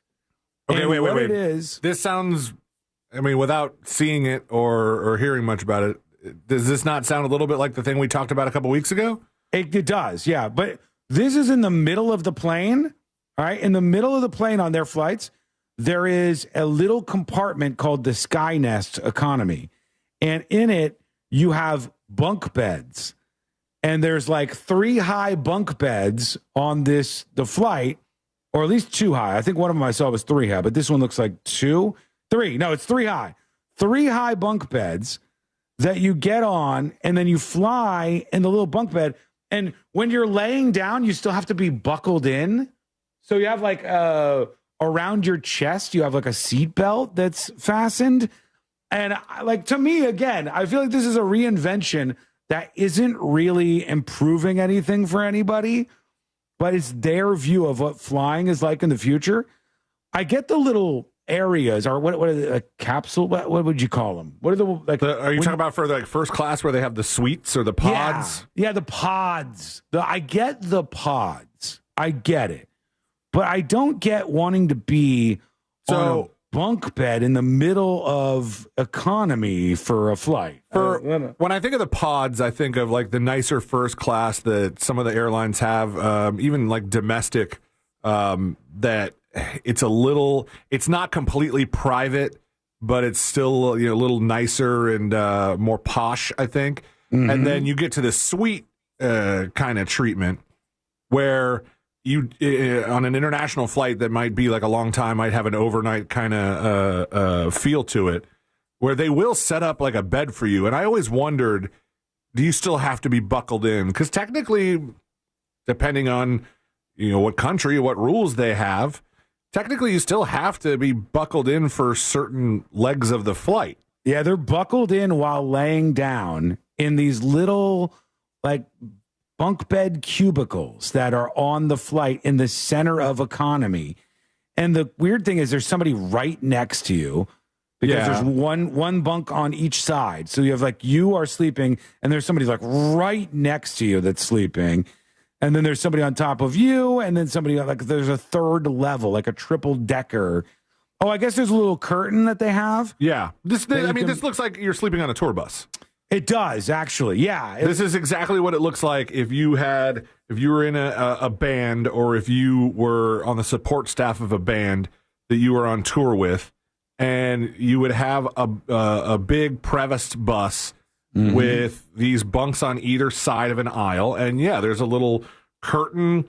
When I slept on a tour bus that one time at Bonnaroo, there was like a little TV that came down, but I don't know if it got any channels. Ooh, I wonder if they have that with these things. They're called Skynests, I should say. Economy Skynest. Yeah, Air New Zealand Economy Skynest is what they call them. When we talked about the thing before, somebody was like, Air New Zealand has already had this. I wonder if this is what they were talking about. I don't think so. This is just an upgrade of that. This was just announced, I believe. I'll go back to the page here in a second. Somebody says, nope, that's a no for me. Yeah, this is not for me either. Don't get me wrong. I would not have any interest in doing this. Daniel says, getting everybody ready for military bunk sleeping when the draft gets reinstated. It is too tight, too small, and I don't know why somebody would pay for this. I just want more leg room.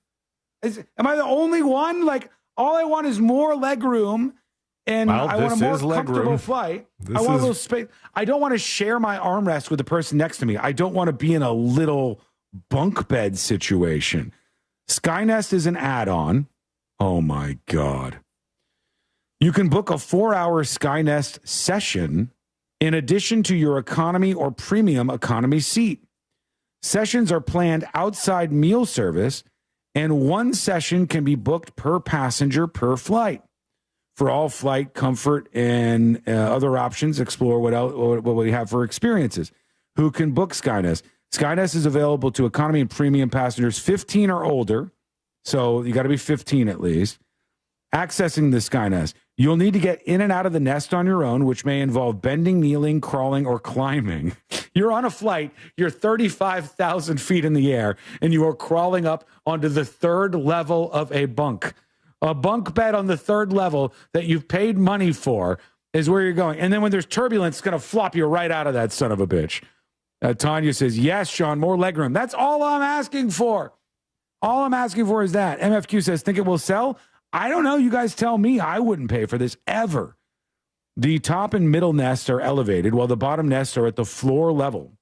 So you're literally laying on the floor when you're in the bottom nest in this thing. You're laying like you're on still on the ground. On a bed on the floor. It's a little mattress right on floor level. And then you go in there and you fasten yourself in with your seatbelt and your pod and enjoy your pod for the duration of the flight, I guess. It's not for me. But this is what they keep pushing. The same thing was true for one of the airlines we saw where they said, you can get the whole row. And we put like a little blanket over the seats. Right. So then you sleep across the 3 seats in the row. I just want more room. I just want a little more room in the seat. It says the bunk beds get cleaned between each use. They said, I'm 5'7", but I saw somebody that was 6'4", which is how tall I am, get in there with no problem. No way. I would definitely need the bottom bunk, just for everybody's overall illusion of safety. You're right. It does say 6 foot 6 feet in length. That's more than I anticipated. I mean, it's still, I guess it wouldn't be too cramped as long as you can put your feet out all the way, right? The problem for me is it's $500 and you only get 4 hours. So even if you were on, I think they said they're starting it on their 2 longest flights. Okay. The Skynest mattress felt comfortable, and I have no doubt that lying down in there and resting for a few hours is much better than sitting upright for 18 hours straight in economy. I would tend to agree with that, but then once your 4 hours are up, you got to go back to your seat. Mm-hmm. It just seems kind of like, it's a nap at best. It's a decent nap. Oh, is this an ad for this? Let's see. The world's first. Okay. At Air New Zealand, innovation never rests. Well, all this I like. It's showing people stretching out. It's showing people in suites. Yeah, on these the are the people in the suite stuff. I want that. I don't want this Skynest crap. World's first economy Skynest. A revolutionary way to fly flat. Oh, yeah. Recharge in the sky.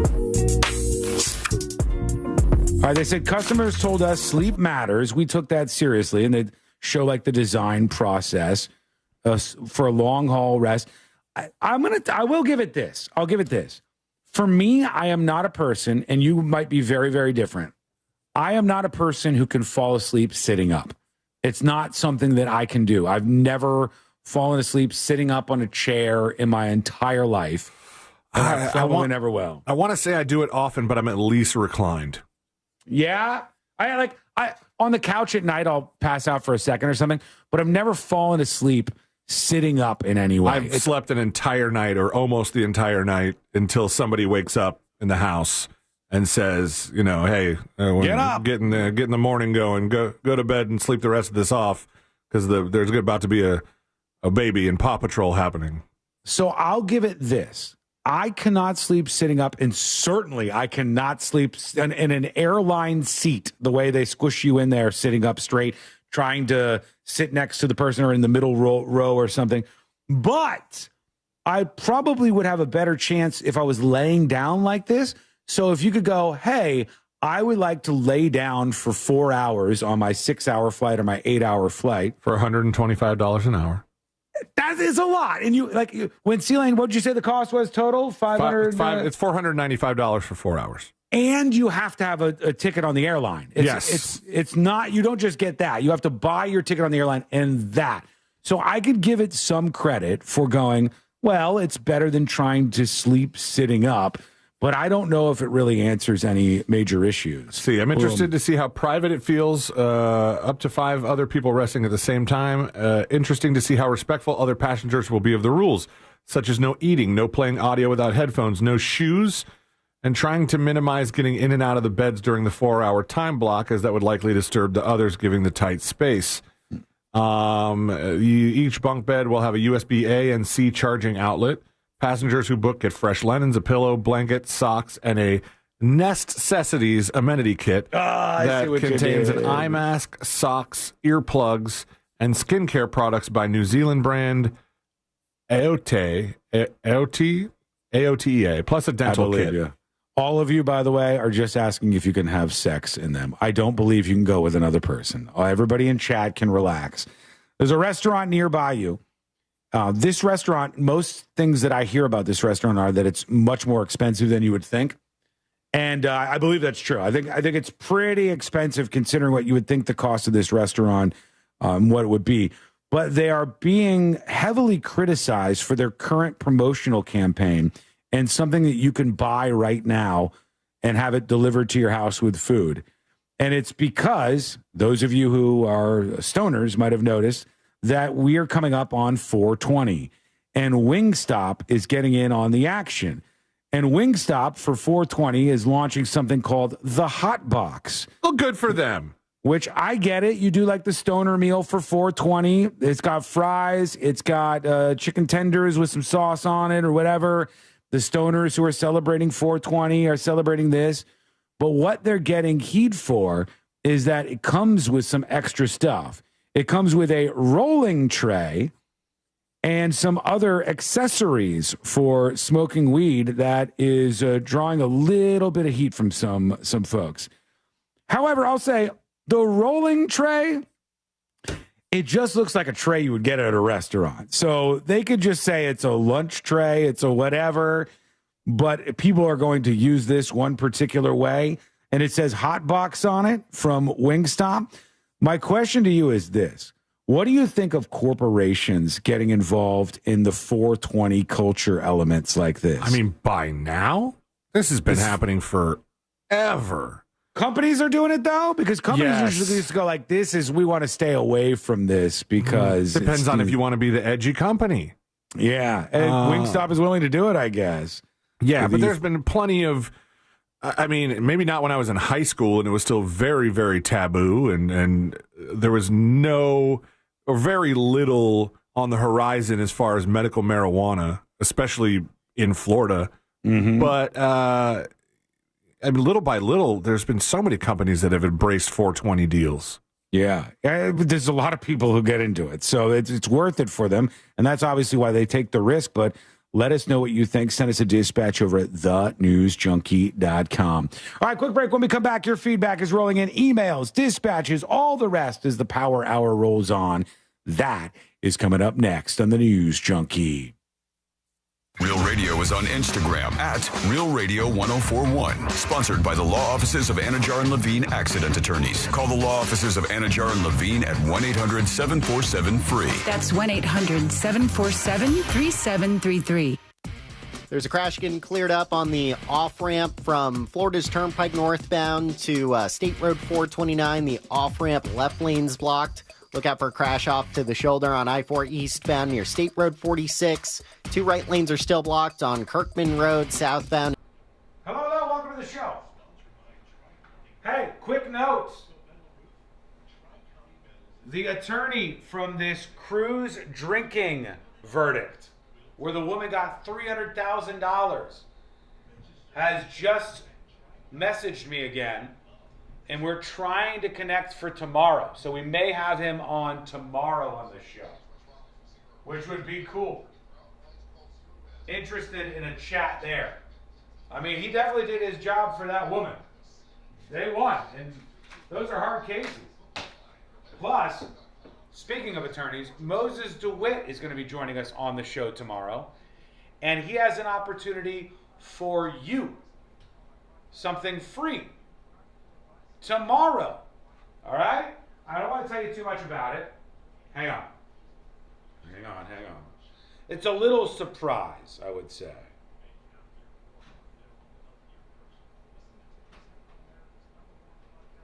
Okay. All I'm going to say is this. If you're interested in maybe a free lunch tomorrow, it's Friday, you want somebody else to pick up the tab, you want a free lunch tomorrow, make sure you're listening, and Mo is going to pick up the tab on something for you. He'll talk about it on the show tomorrow, and you can say, all right, I'll make sure I'm paying attention. Drive over to this place, free lunch for you tomorrow. All right? It's gonna be amazing. And it's free lunch.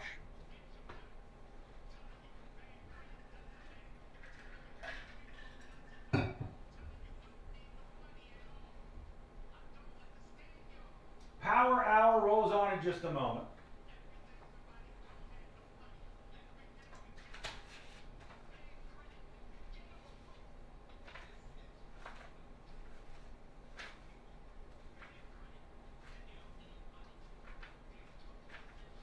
By the way, we got to talk about this.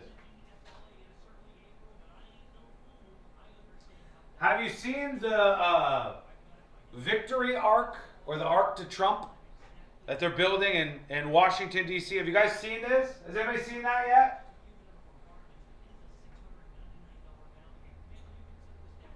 They're making this by the Lincoln Memorial. This is like the Trump Victory Arc.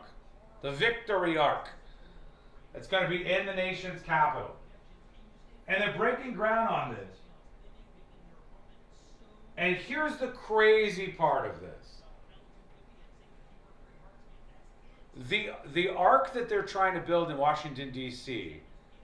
is allegedly going to be 250 feet tall. 250 feet tall. Hold on. Let me see if I can show you. It's so crazy.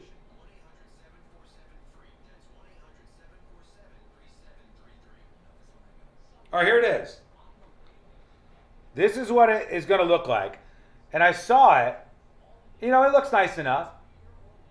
But it's going to be 250 feet tall. Hold on. How tall is the Arc de Triomphe? How tall is the Arc de Triomphe? A triumph is basically a big win or a No, major success. no, shut up, buddy.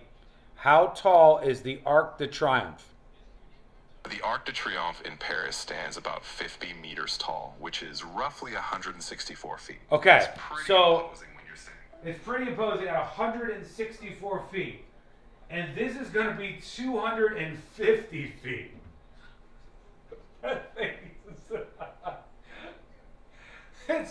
It's going to be massive. 250 feet tall? It's not going to be built. I think they're already breaking ground on it. I'm not pronouncing it right? What, Arc de Triomphe? Well, he corrected me. He said, the Arc de Triomphe. I'm not French, even though I am. French and Irish. 250 feet, y'all.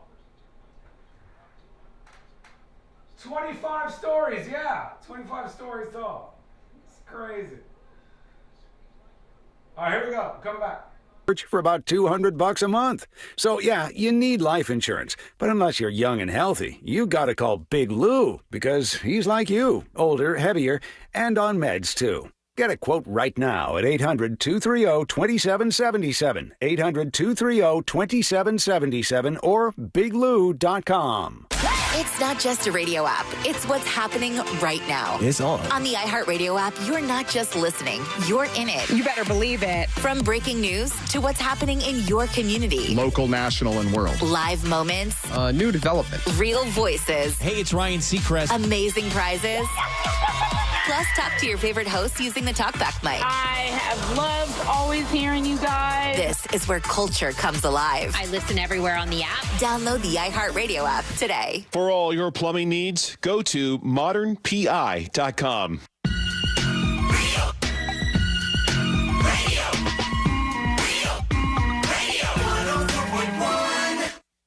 If you're not confused, you are not paying attention. This is the News Junkie.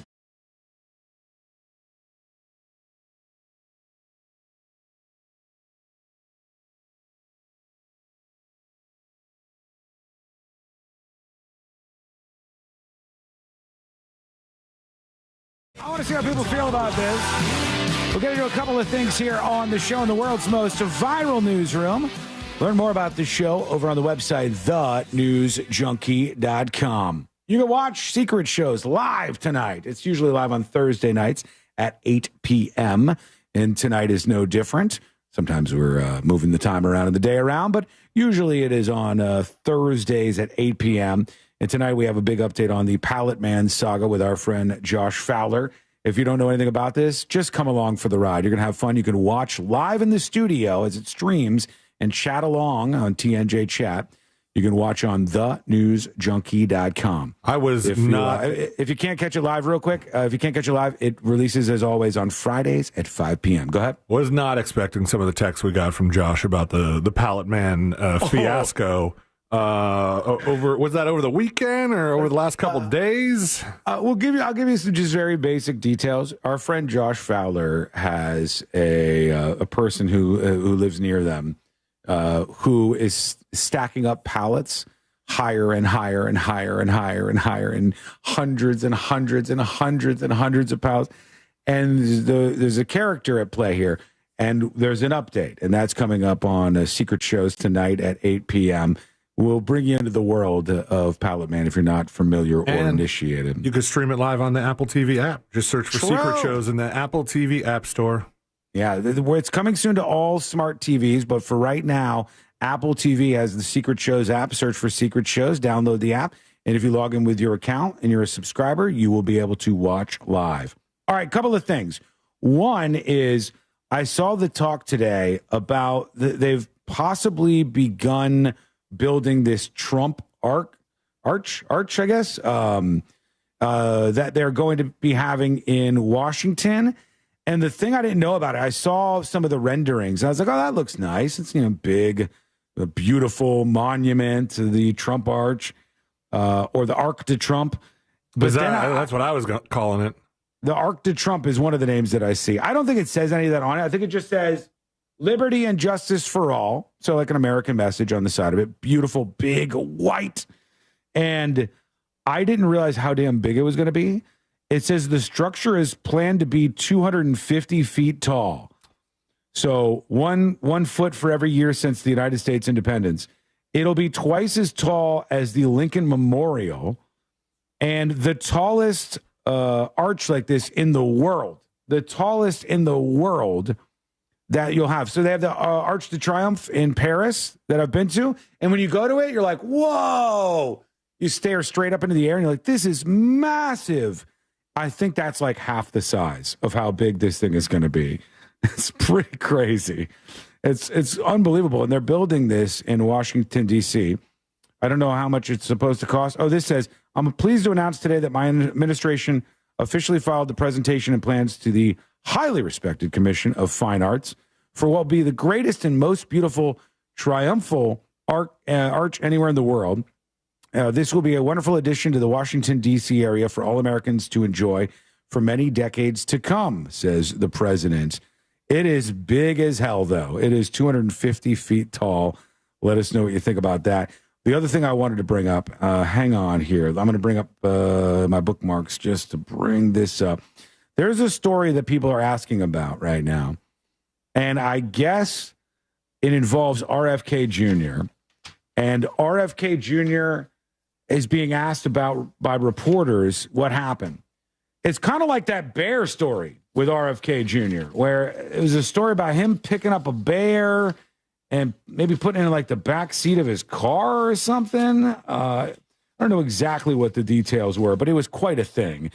And now the story is that he had a raccoon penis that he broke off. And when they asked him why, it was because he wanted to investigate it or something. I'll give you the details. Broke it off of a raccoon? Yeah, I believe so. Yeah, I think so. But here's the journalist asking him about this whole controversy. Secretary, what did you do with the raccoon's dead penis? Where is it now? And he walks by him. What was that laugh? Secretary, what did you do with the... What a weird way to say it. The raccoon's dead penis. Does that mean the rest of the raccoon remained alive? He says, what did you do to the raccoon's dead penis? The laugh that he gives sounds like, what didn't I do with the raccoon's dead penis is more like it. Secretary, what did you do with the raccoon's dead penis? Where is it now? That's the whole Wouldn't you like to know? And I don't know if I still have this, but there were some fantastic memes that respond by this. What is the charge? Cutting off a penis? A succulent raccoon penis? Oh my gosh, I was just texting with our friend Dom about this because somebody on Facebook was talking about the Chinese food at Publix and I guess how it's like you can get 2 pounds of Chinese food for $10. And it was like, if you're looking for a succulent Chinese meal, and I literally just sent that text like an hour ago. They're memeing the hell out of this. Here's the story, I guess, that prompted all of this. It says, Robert F. Kennedy Jr. sounds like a bizarro Dr. Doolittle because he once chopped off a dead raccoon's penis.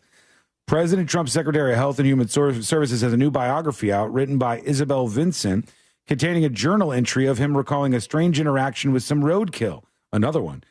And in this book, it says, from RFK's journal, I was standing in front of my parked car on I-684, cutting the penis out of a road-killed raccoon and thinking about how weird some of my family members have turned out to be. They said... You were thinking about how weird some of your family members are, how weird they are, while you were cutting the dead penis off a raccoon? RFK Jr. had his kids in the car patiently waiting as he chopped off the raccoon's sex organs.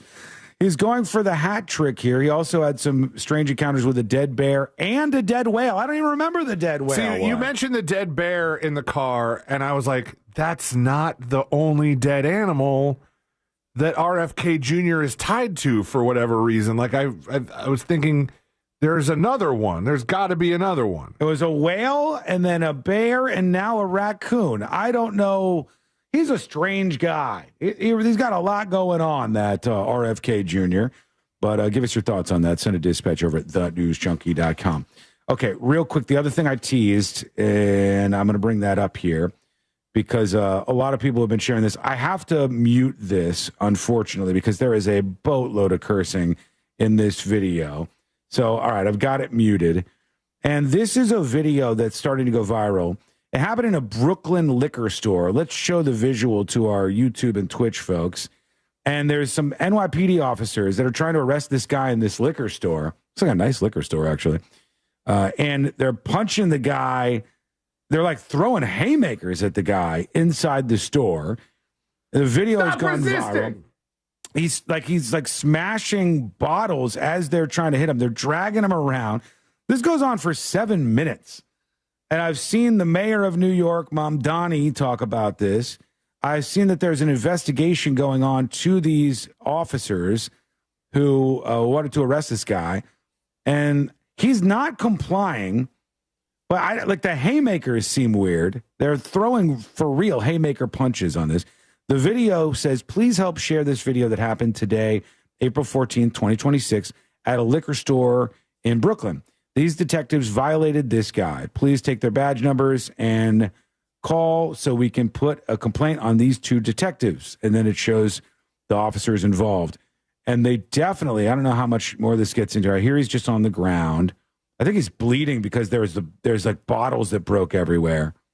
Yeah, there's bottles that broke everywhere when he went down. But at the beginning, you see him punching the guy, which I don't know if you're ever allowed to do that. So, yeah.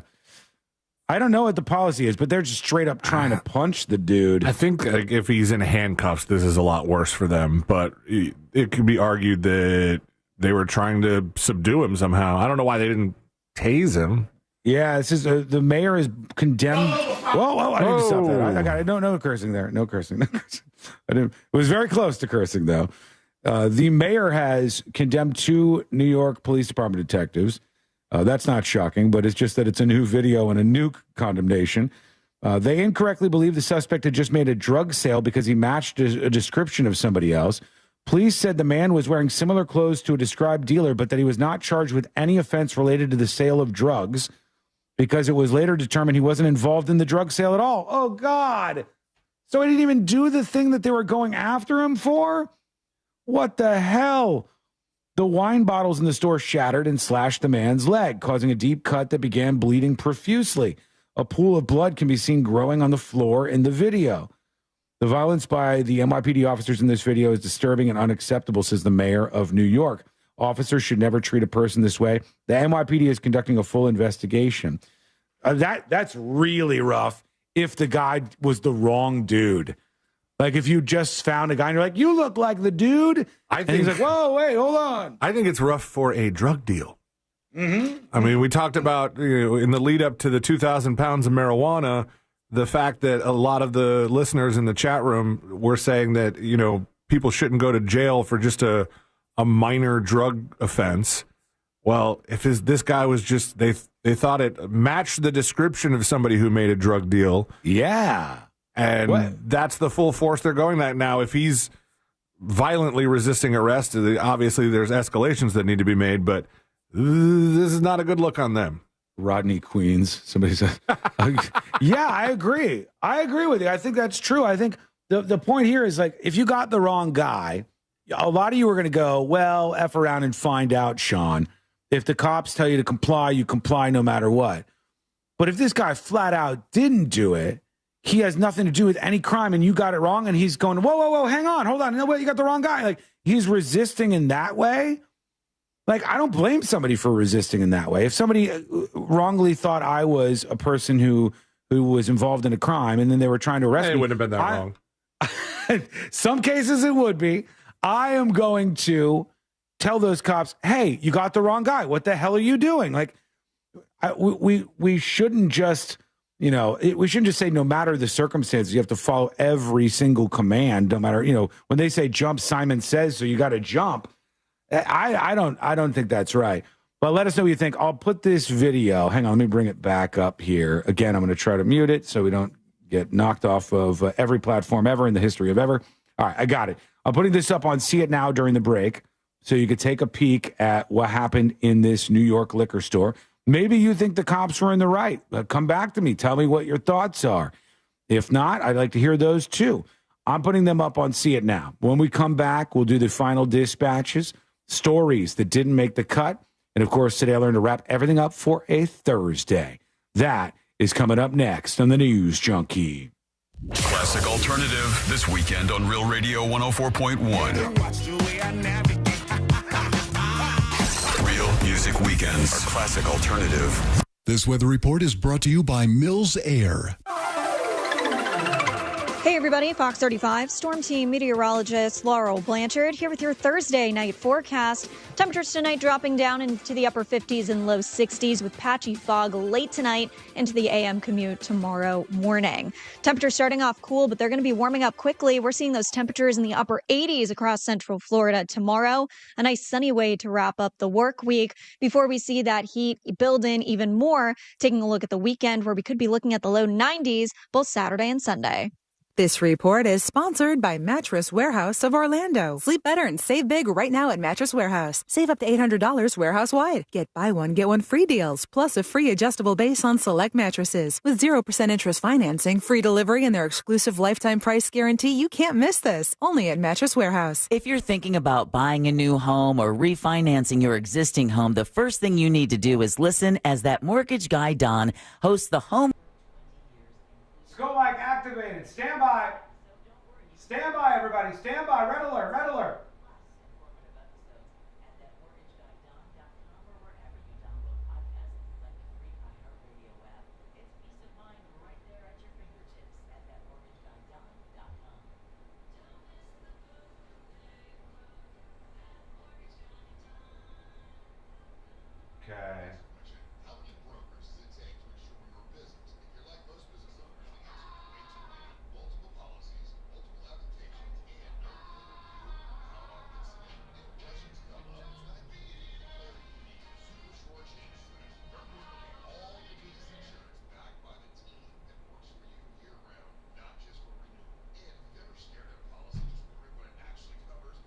the show. Rate the show. Rate the show out of 10. 10 out of 10 is a real winner over here in the Hall of Fame. No notes. Thank you so much. 9 out of 10 is somewhere right here. And then along we go until 1 out of 10. It's the embarrassing corner. We put the shows over there that really suck. So rate the show. 10 out of 10 is the top. 1 out of 10 is the bottom. 9.1 meows out of 10. 8.5 N-bombing Tatums out of 10. 9 out of 10 banging on an airplane. 9 rewatchable movies out of 10. 10 meows out of 10. Look at that. 8 shots of tequila out of 10. Or 14 or 15 in this case.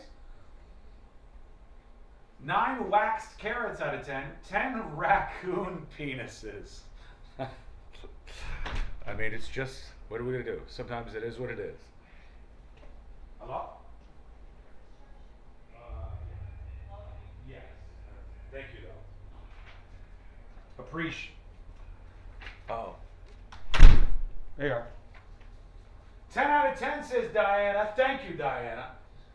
2.4 out of 10 racist Courtneys? Never. How dare you, sir? She's the furthest thing from it. She loves all people. 10 big old pitties? 2 Shannon Elizabeth titties? 8 out of 10 pitties, and 8.9 dead raccoon penises out of 10. Our chatter of the day. You can't beat her, so you might as well join her. She's the cream of the crop, as they say. The crop got so scared of the cream that it left. Ain't nobody better. Boy, this really stuck on here last time I wrote it.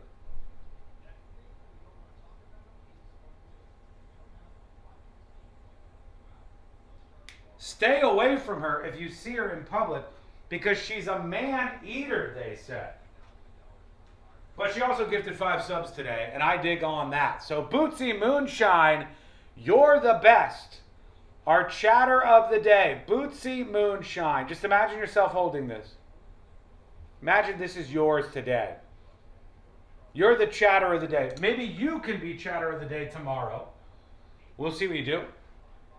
And you can always chat tonight. Let me remind you one last time before we wrap things up today. Secret shows live at 8 p.m. And then a big banger surprise show on Friday to wrap up the week. Secret shows live at 8 p.m. streaming on thenewsjunkie.com. Please watch and hang out with us. It's also available on the Discord if you're over there. God bless everybody. Pallet Man update tonight. Pallet Man.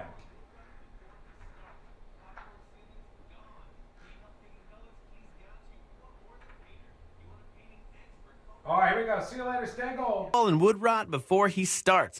Popcorn ceilings gone. Need help picking colors? He's got you. If you want more than a painter and you want a painting expert, call Raphael at We Paint Everything, 407-657-2000 or online at wepainteverything.com.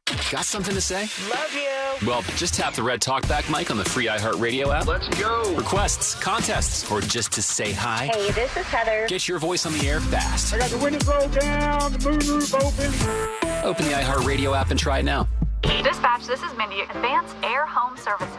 Coming to terms with a dying AC unit is tough. If you need to replace your AC, visit advancedairandheat.com to schedule your free estimate. Advanced Air Home Services. License CAC 1820806. Terms and conditions apply. Save every day at Headquarter Hyundai. We've dropped prices on acres of new Hyundais. Visit headquarterhyundai.com.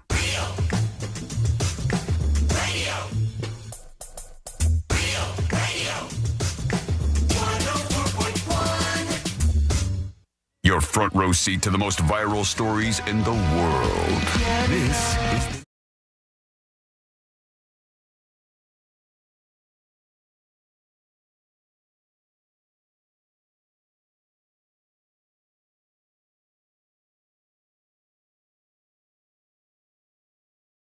is drained down to 0 battery life. And it's time to say goodbye here on the show on a Thursday. Thanks for being with us today. Final dispatches, stories that didn't make the cut. And today I learned to wrap everything up for a Thursday here. Let's see what you got for us on the way out. Tips@thenewsjunkie.com and D emails the show. Hey, News Junkie, I have a request. If you guys can help get the word out for anybody living in Osceola County, I'm sure we have many people in Osceola County, Florida, to contact their local representatives and school board leaders due to the mass layoffs of schools in Osceola County. I keep seeing a lot of stories about schools and the schools being like a lot more empty than they have been in the past. There was one school in particular that came up on my radar not too long ago. The school was in, I think, the Chicago area. And there was like, oh, God, I don't want to get this wrong. I think there's like 4 kids in each class or something. Really intensive education. Yeah. Specialized care. I know this sounds crazy, so let me see if I could find the actual story here. Chicago Public School enrollment. I'll get back to the email in a second. I'm trying to look for the particular school because there was one school where they said there was like nobody there. Like it was a real. Okay, here's one. Chicago has a public school with space for 912 kids. There are 28 kids at the school. There are 28 kids enrolled in the school. It's the iHeartRadio Elementary School. Just keep dismissing all of them. Don't worry, it's still a school. We can still call it a school. Chicago has a public school with a space for 912 kids, yet only 28 students are enrolled. The school is 97% empty. It spends $93,000 per student. The staff-to-student ratio is 1-to-1. Oh, my gosh. So, this is meme. And 0 of the kids are proficient in reading? I don't know if that's fully accurate, but this story is true because I have seen this verified by a local media outlet where they were talking about this school that there's like nobody there. There's nobody that goes to this school. And a lot of other schools I've seen that the attendance is down dramatically. I've heard theories on this being like, oh, this is illegal immigrants have been booted out of these communities, so less of their kids are going to them. I don't know if that's true. I've heard there's just more parents sending them to other schools where they have opportunities. These schools suck, and they don't want to send them to these schools, but they keep them open. But back to the email. D says, there's one school in particular that's losing 40 employees from staff and teachers when they just built a brand new high school 2 miles down the road that hasn't even finished being built. Now all these teachers and staff members have nowhere to go after being with the district some 10-plus years. Well, that's unfortunate, if true, and I appreciate that. With the AI movies that we were talking about, Mickey says, Sean, what you would be talking about by adding AI to movies, not to make a movie from nothing, but to take an already existing movie and expand on the universe. He says that would be called a choose-your-own-adventure movie. They've experienced, or experimented, I guess I should say, experimented with that previously. And I'll leave it at that. Let's now get over to, because there was a lot coming in today. I don't want to miss some of these. Let's get to the final dispatches, folks. These are the final dispatches, but Sean will probably only play one. I don't know. C-Lane's got us more on time today, so we have more time than we usually do. So let me refresh for the latest and the greatest, and let me see what we have.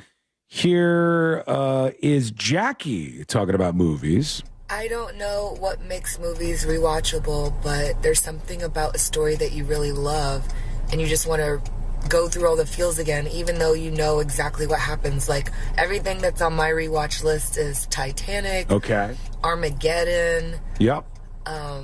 Back to the Future 2 is a favorite. The Edge with Anthony Hopkins and Alec Baldwin. Meet Joe Black. And Selena. These are all ones that I'll rewatch probably at least once a year. Yeah. More.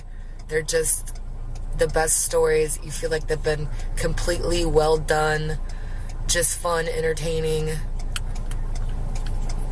I think everybody's got different criteria, though. Jackie's saying she wants to go through the feels again, and that's why she rewatches these movies. I was like, what makes it rewatchable? It's a good reason. And also, the way she describes it, as I was listening to her talk about it, I go, well, I guess there's some things that if you rewatch them, if you found out your friend was rewatching something a lot, and it was like dark, like super dark, you would go, hey, do we gotta have a talk here? Do we need to watch out for this dude? Like, if they're rewatching the Charlie Manson stuff or the Jeffrey Dahmer stuff. Yeah. I don't know. It's crazy. It's actually...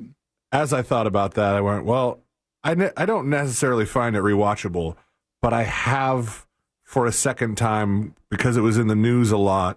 Faces of Death? No, the Epstein documentary. Oh. That's not a world I want to wander around myself. No, but like we were talking about, because when in the ramp up to releasing the files was happening, and that was like top news, and everybody was like, files, give us the files. You and I started talking about, like, remember that documentary? And I put it back on, and I remember, like, I was like, I forgot so much of this. Do I find it rewatchable? No, but I did watch it a second time. It's weird. I got one more. Don't put me on a list, man. I'm not a hippie fires back at that other dispatcher. You see, that's the type of guy I was talking about in my dispatch. He's the type of guy that's always leaving nasty comments under an Angel Reese post or anything about Angel Reese. Like, she's a young woman living her dreams, being successful.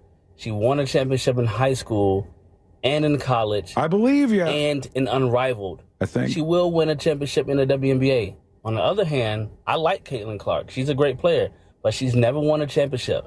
Matter of fact, she lost 2 back-to-back championships coming out of college, her and her team. So get your facts straight, guy. All right. See? Guys, I can't mediate this. I can't mediate it. I don't know what's going on. I don't know who's right or wrong. I'm being hammered with facts. It's like an avalanche of facts, and you're probably right about them, but I don't know.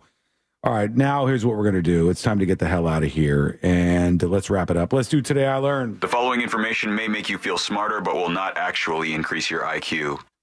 So don't get cocky. Now it's time for what we call Today I Learned. It is Today I Learned for a Thursday, April 16th, 2026. Here we go. Today I Learned this TV series. Breaking Bad. Is Breaking Bad rewatchable? Is it too slow? It's slow at points. I've rewatched some of it. Well, I tried to get Ashley to watch ending of the Breaking Bad finale on the last season DVD.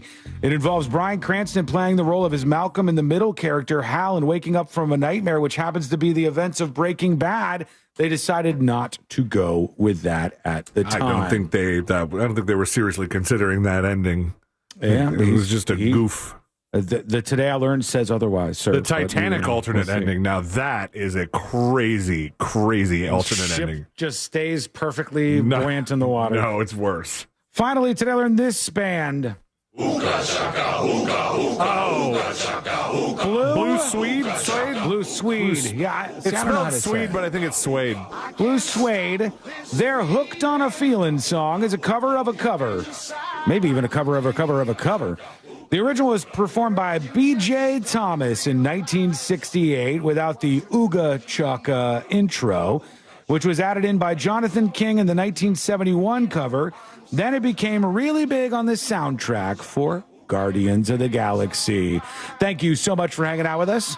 We do appreciate it. We're back tomorrow. Same time, same place. Missed any of the show? Get the